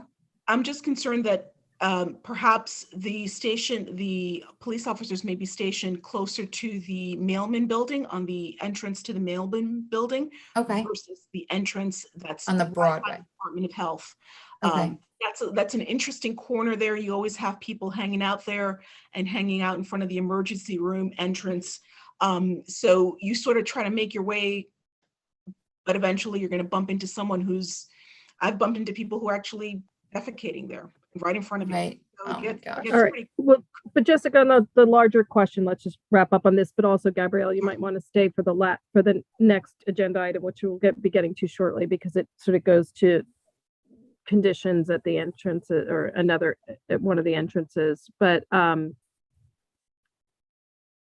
mean, yeah, I mean, just how, Jessica, it's NYPD that's in there. So do you have a way of bringing forward sort of? Yeah, I can flag this to our like the chief of security, Joe Nugent at the MTA, and usually he's kind of the liaison between the NYPD and the transit police as well.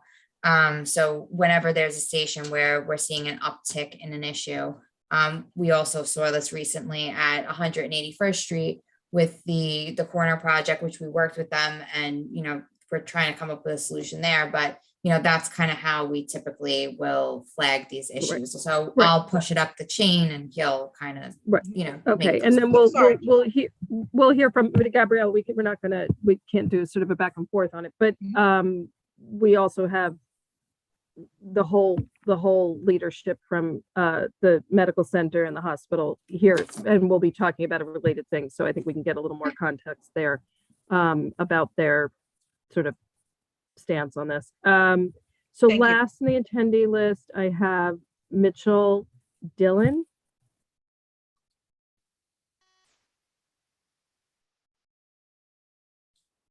Mitchell, you should be able to go ahead now. Looks like you're unmuted.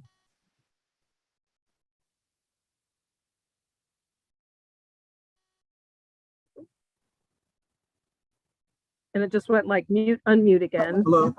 There you go. Now we hear you. All right, great. Thank you so much. Thanks for your time this evening. I just wanted to add to what Gabriella was saying. That was actually my original comment. To add to her comments, I wanted to talk about the 169th Street entrance to that complex, which has a similar issue, but it's unique in that part of the station does not have a token booth. So there's no staff on that side of the station. And it's very common for there to be drug use and smoking or homeless people sleeping in that part of the station, which has 2 entrance exits on that corner on 169th Street. So I wanted to add to that it's one story towards the middle of the station where there is a token booth and maybe some police presence, but on that north part of the station, it's not monitored at all. And Jessica, regarding your statement about the police, I would say in my experience, when I have seen police presence, they're usually on their phones. So they're looking at their cell phones, and they're not in my opinion, I have never seen them actually walk the station. Got it. So I think having police presence there, that it's a big complex between the 1 and the A. They should be walking the platforms and that very long mezzanine area. And if there are police, they're by that token booth area and they just stand there talking to each other or they're on their cell phones. So I did want to mention that it may have something to do with the homeless shelter that's a block or two away in the Armory. And some of the folks that we see are sometimes from that facility. So I just wanted to point that out. Okay. Yeah, that's helpful. Thank you. You're welcome. All right. So thank you to everybody. Oh, Maria, I'm sorry. I thought that was an old hand. Go ahead. This is me, and I have an issue with the last speaker, and I don't know what he's talking about at the Polo side on the telephone. Everybody in the world is walking around with a cell phone. Now, I am the president of the council, the police council, the 3-3, and we have details. They are taking care of that area. It's a gray area because 169 and 168. You are right, on 169 entrance, there is no talking booth there, but we cannot have a police present all the time, 24/7.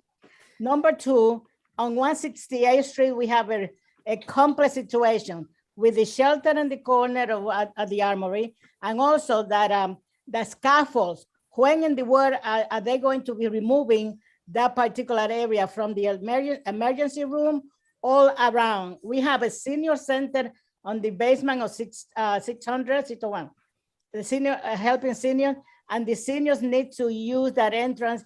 That is being taken over by people selling, giving out the Medicaid telephones, all these, books and everything else.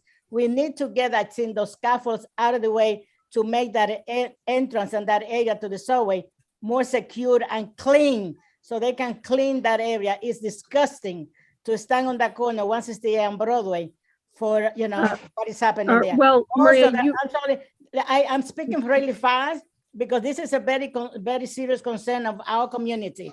The hospital is aware they cannot protect the entire, the entire area, but I think the MTA, DOT, and our community board is responsible for what is happening on that particular corner.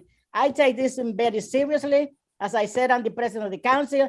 The police, I am going to call the captain tomorrow and find out is the accusation of this person that spoke before me about the officers walking around talking to themselves or talking on the cell, on the cell. This is something that is really, really upsetting.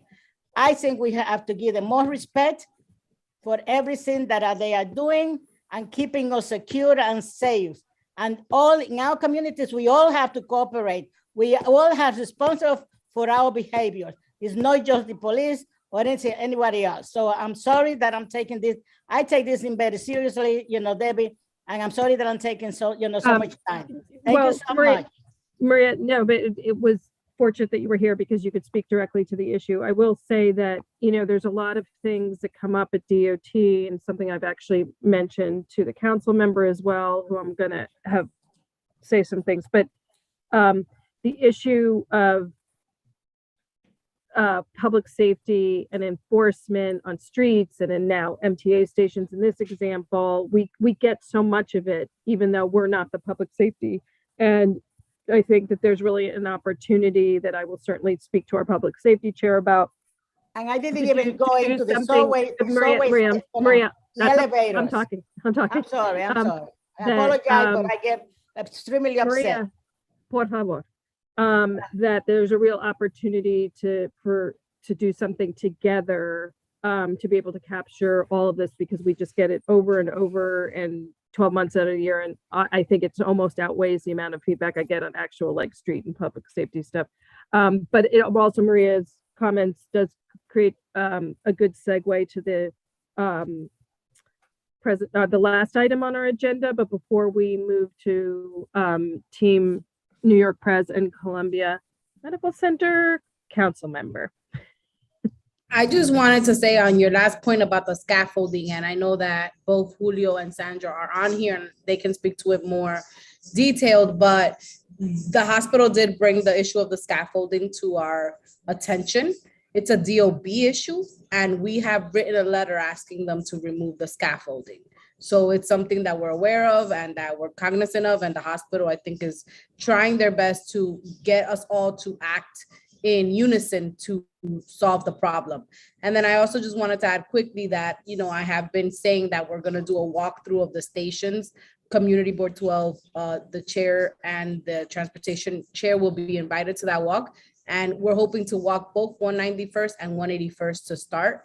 And so, you know, there'll be more updates on that, but point well taken. Thank you, Maria. Thank you, council member. So with that, let's just segue directly to Thank you. Julio and Yeah. Sandra. Thank Great. you. Thank you, Good to see Debbie. you. Yeah, but thank you for allowing time on the agenda for this. And I also like to thank Eli and, of course, our Councilwoman Carmen de la Rosa and our elected officials for really taking the lead to find solutions to security problems plaguing West 168th Street. We realize this is not the Public Safety Committee, but I think it's also important to this committee.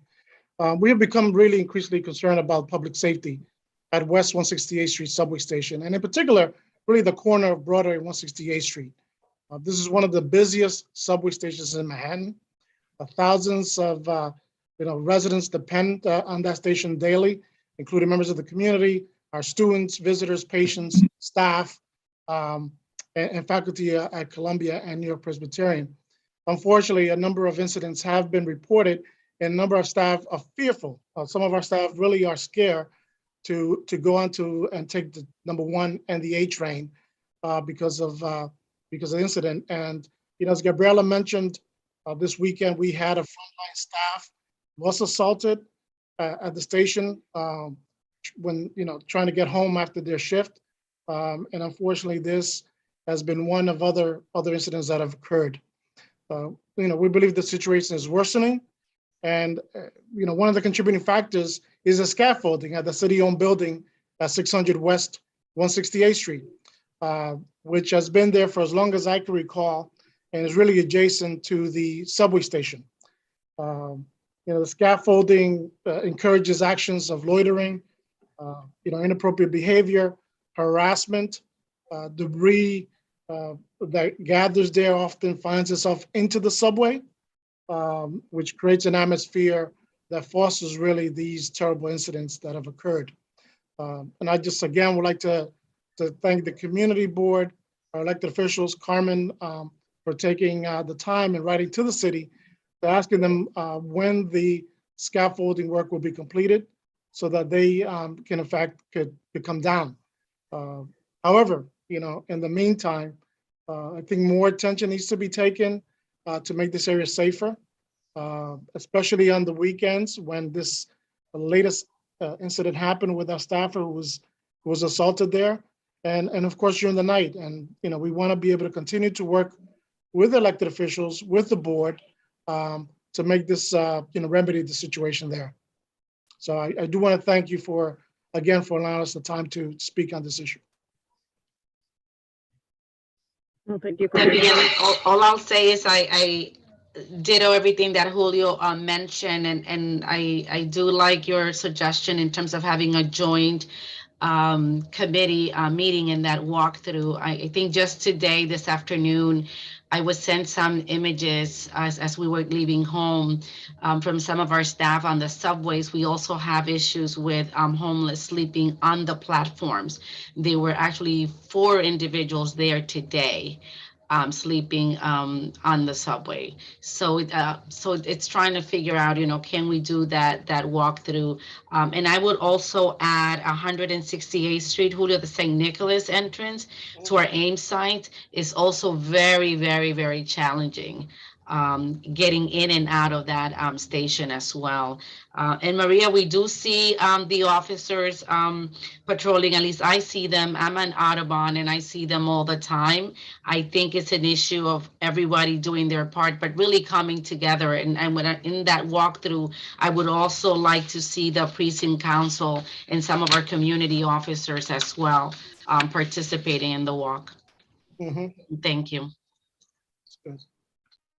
That's a good suggestion. And just actually for the benefit of the committee, there is a letter that was signed by the elected officials in the area, as well as CB12 chair, and it was directed to the Department of Buildings. And so I think everybody has a somewhat of a picture, but I can share that with the committee for anybody that would like to see that. I'm going to go Jim and then Isidro. Point of order, Isidro was first. But I just do the committee first. I'll join. when So it's- there, Isidro. Yeah, two things.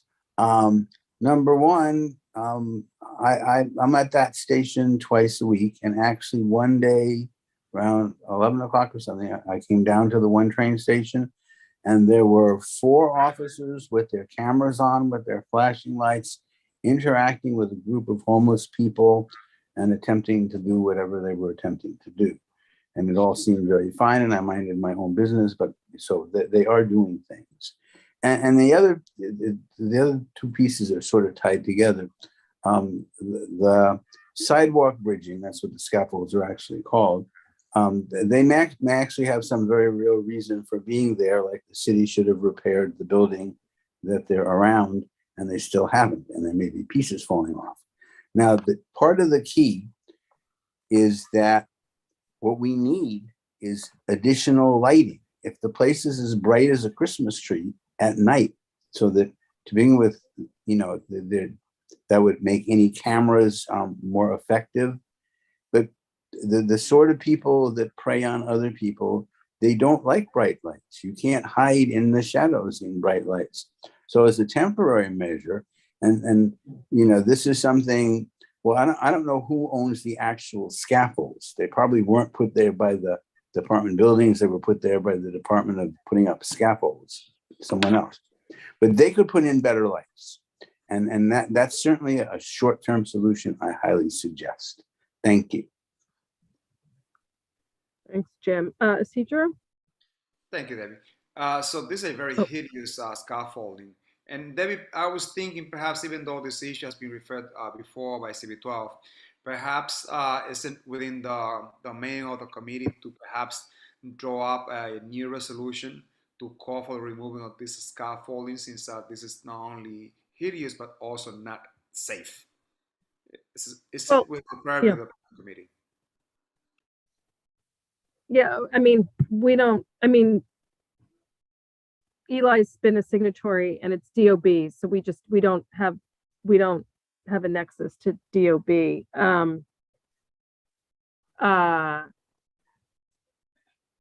I think that's the answer. Maybe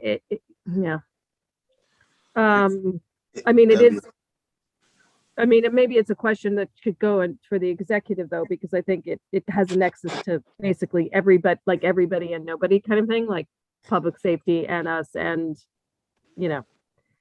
but again, CB12 was a signatory via the chair on that letter to buildings. Sorry, actually, Bruce, I didn't realize you had a hand up. Just a quick point. I'd like to go on that walkthrough, and I beg to differ with my esteemed colleague, Jim, that more lighting is going to help at that corner. It's a real S show, excuse the expression.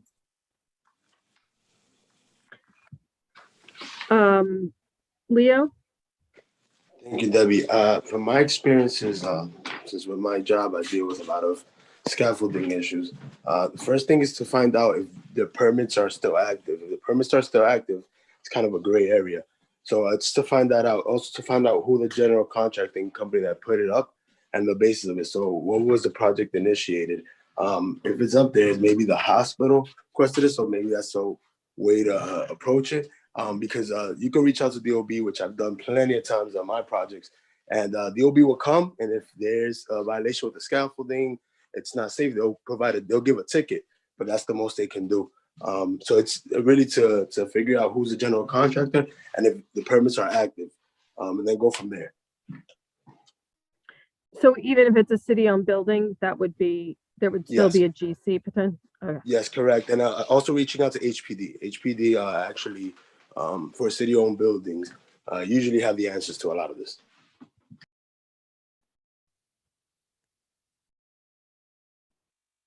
Okay.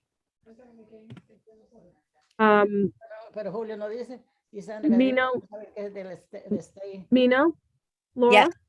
no la Hey. ciudad. Thank you so much. Thank you, Debbie. Thank you to the committee. I just wanted to add some comments on this. I'm glad that this is on the agenda. So for those who don't know, and it's good to see some friends in the screen, I'm the executive director of People's Theater Project. So we're a theater and social justice organization in Washington Heights and Inwood. And this impacts us because many of our children, many of our youth, we have over 200 that come to our spaces in Inwood from the Heights, from 168th Street, because we used to be a 165th at Alianza building for many years. And one of the things that we're seeing is our parents are not letting kids come by themselves because of the issues happening in 168th. And then it becomes our staff goes and picks them up, but that isn't always possible. Our families aren't able to leave work early. So we've seen an attrition in attendance because of this, because again, of these safety issues. And I'm talking about middle schools on 168th Street, some of the charter schools, some of the public schools. There's many schools down the block. There's about 6 of them or more. And it's just something that is, I think, when this conversation is being had, and thank you to our council member for being here and putting the letter and being the signatory and doing that walkthrough, just knowing the impact it has on our youth as well, and the safety of them, and on our families being able to have the kids go to the after school programs and enrichment programs that they have been signed up for. It's impacting that as well. So just wanted to share that point of view and experience. Thank you for coming and sticking with us throughout the meeting to share that feedback. And Isidro, let's not lose your point about, like, should we consider a reso, and if, and then can we do that at executive given what it is?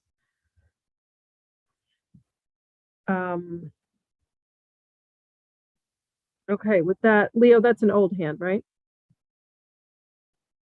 Yes, Debbie, I'm sorry. No problem. Okay. All right. So, I mean, Julio, Sandra, does that sound like a good plan? I mean, I appreciate you like raising this with us, but.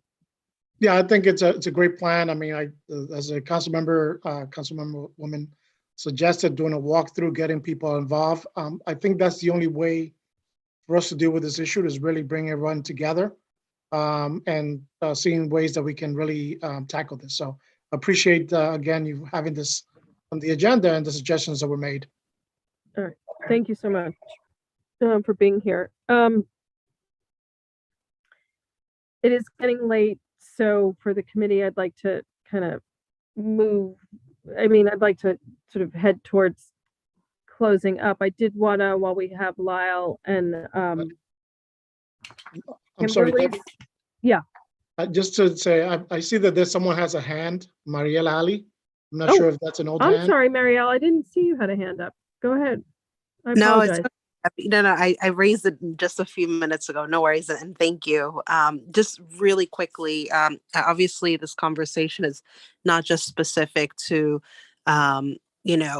our community. I think it's, it's an issue citywide, the issue of homelessness, and unfortunately, many of those individuals, because of the cold and, whatever other reason, are sleeping in the subways. And again, unfortunately, many are mentally ill and even violent, and kind of, people feel unsafe. But what I would urge, I understand that there's kind of going to be a walkthrough, which is great. But what I would also kind of urge this walkthrough committee to think about the preventative measures. How can, what are some things that we can do to prevent our homeless neighbors from sleeping in the stations? Why are they going there? How can, really think about the root causes? And, again, it's cold. They have no place to go. But, how then can we work with, whether it's, local shelters and so on and so forth to address these issues as well. So again, strongly encouraging to think from that prism as well. Thanks. Thank you, Marielle. And I do think, there's a lot of things that I imagine on your committee, that you spend time talking about, and, agreed. So anyway, thank you. Thank you for, again, sticking with us, Julio and Sandra and council member and everybody. Lyle and Kimberly, just before we close up, I have a general question, which I think I'm hoping we can sort of take up, maybe not tonight unless there's sort of a quick answer, but for as we start this year, we have certain things that we end up talking about, hot spots, etc. What is the best way to sort of understand with you guys, like what might turn into a DOT project versus sort of stay in that category of we asked you and you chase down some follow-up, but it's not necessarily something that's ending up in your world as a project. So for example, you know, we continue to get peppered with reports from Henshaw and Riverside Drive. Or I know Julio and you know, we have Jody Herson and the whole Upper Roadway Riverside project that we talk about, and sort of parts of it you guys deal with, but you know, just do we want to set up time maybe next month where we can talk about like what does our year look like and how are we approaching, like what things might become projects versus things we just need to track together each month? Or yeah, I'm sorry, I'm being a little vague, but I'm getting a little tired. Understandable. You get I my think- question? I think one of the distinctions that's helpful is to understand like how we do our typical street improvement projects.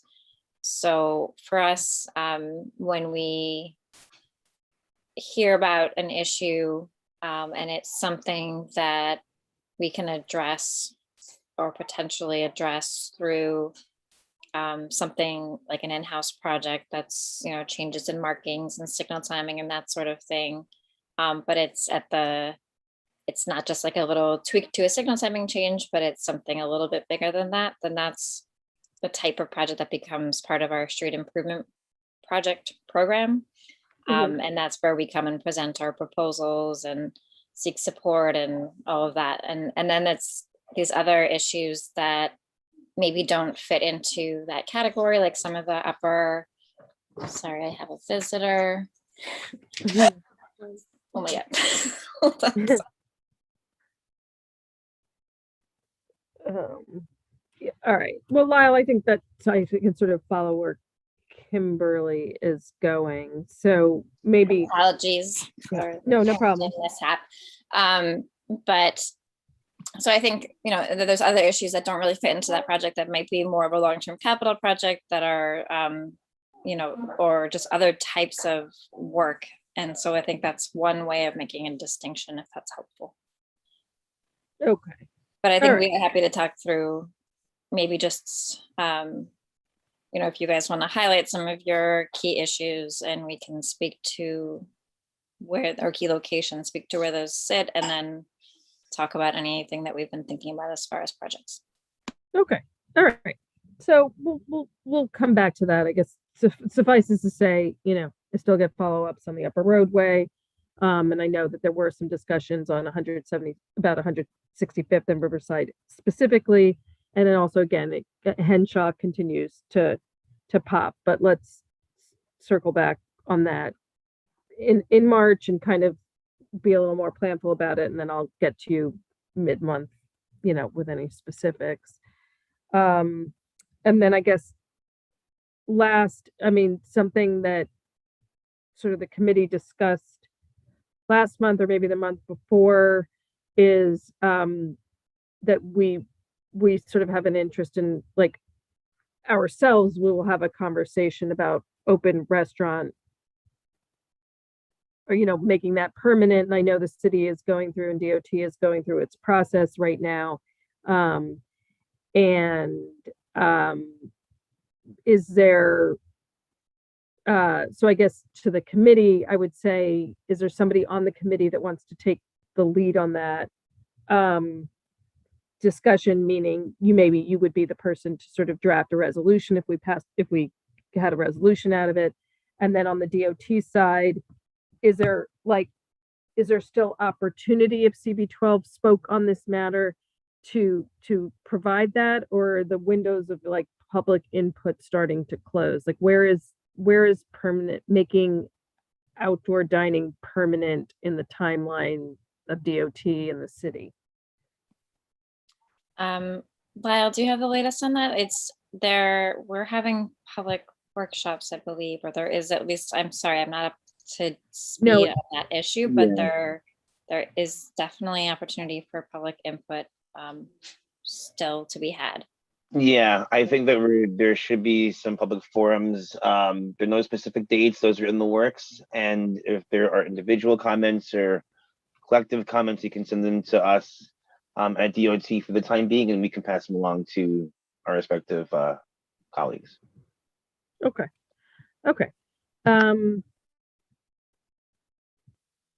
All right. So again, with the committee, I'll just leave you like somebody. I mean, I don't see any raised hand now, which is fine, but people ponder it. I would like to take some time in March on that. And Kimberly and Lyle, do we think we'll have Bridges with us in March to talk Broadway Bridge?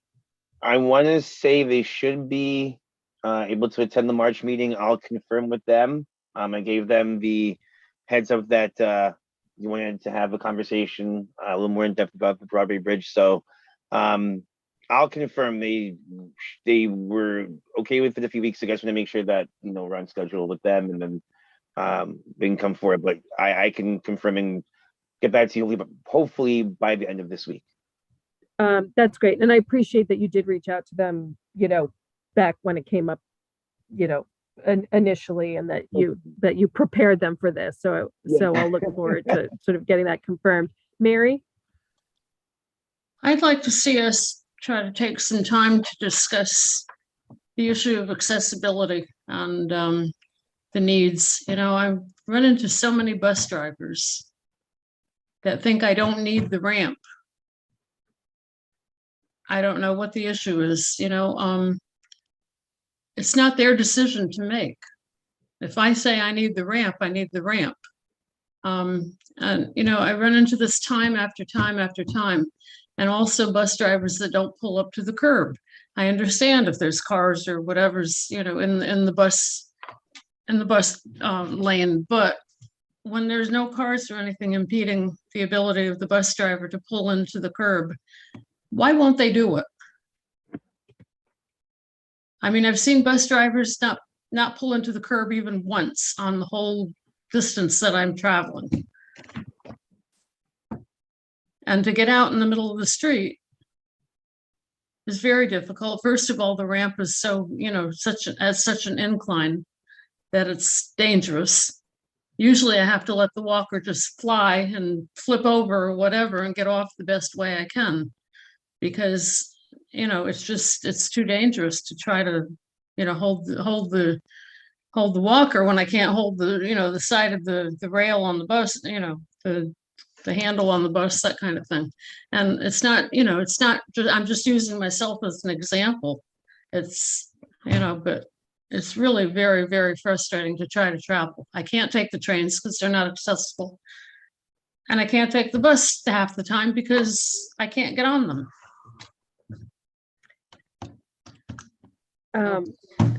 I'd really like to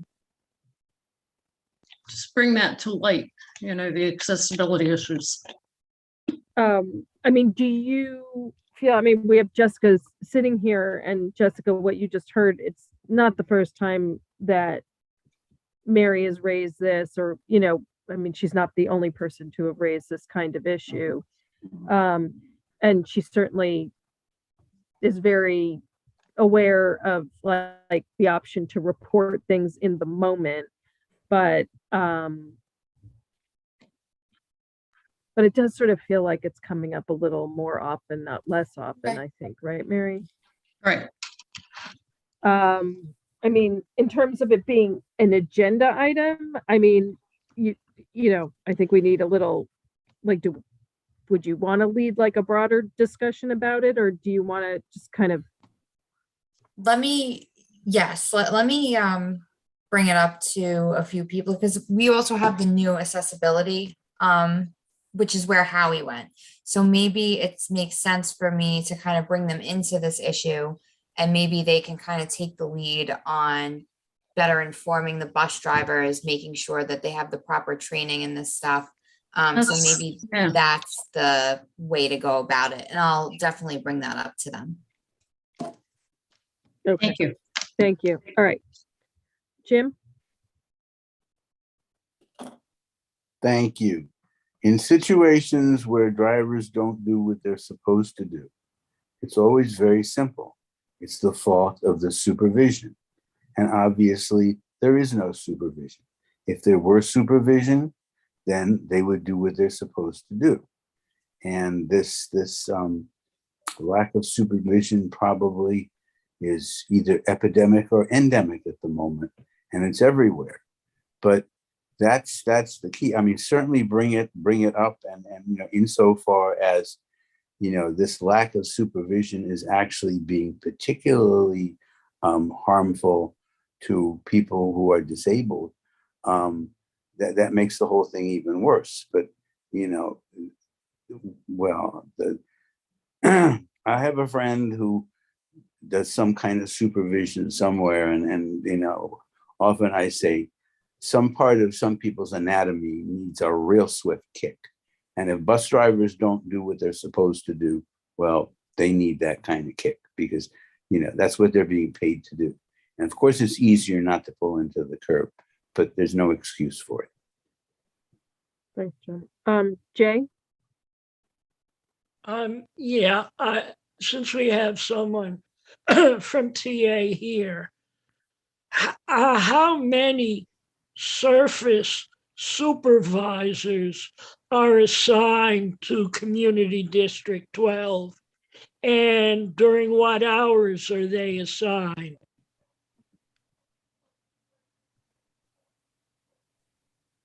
Is this for me? You said supervisors? Yeah. I don't know the answer to that. I can try to get that for you. Okay. All right. Good question, Jay. Do you have a follow? Was that it, or you had more? Yeah. As I recall reading in the chief several months ago, there are a shortage in the system in general of bus supervisors, but I don't recall the specific numbers. I don't recall how many bus supervisors are in the MTA system. And I don't know if there are separate requirements or divisions for MABSTOA and Metro and MTA buses. I believe the M4 and M5 buses are MABSTOA buses, but I'm not sure. I will definitely look into all that for you. That I don't know off the top of my head. I'm writing it down. All right. And then let's just sort of, I mean, Jessica, I think you get where we're going. I think when you reach out to accessibility, I mean, if you think like if there are some new programs or they have something where it would make sense to have them come do a presentation or something, you know, like if it's enough to sort of that we can have a broader conversation as an agenda item, like let's do it. But then obviously, if there's a way we can move the needle on this problem, it hasn't felt like we're being moved the needle so far. And like, it sort of feels like it needs something more than the usual, like report, you know, the bus number and the, and, right. You know, I can promise you Mary's done it like 50 times. So, yeah. Okay. Got it. With that, thank you. One advantage of the Zoom era is obviously it is much more accessible to participate in things like CB12 TNT meetings. I'm so grateful to have the larger attendee base and also thankful for so many board members in addition to the committee who come out to these meetings. So I just want to thank you all for being here. It was great to have both DOT and MTA one night. Sorry, my cat and dog are literally starting to fight outside. And so if I have a motion to adjourn, I would take one now. Thank you, Bruce. A second. I second. Thank you, Mary. Thanks again. Meeting is adjourned 9:07, and I have to go break something up. Good night, all. Take care, everyone. Good night. Have a good evening.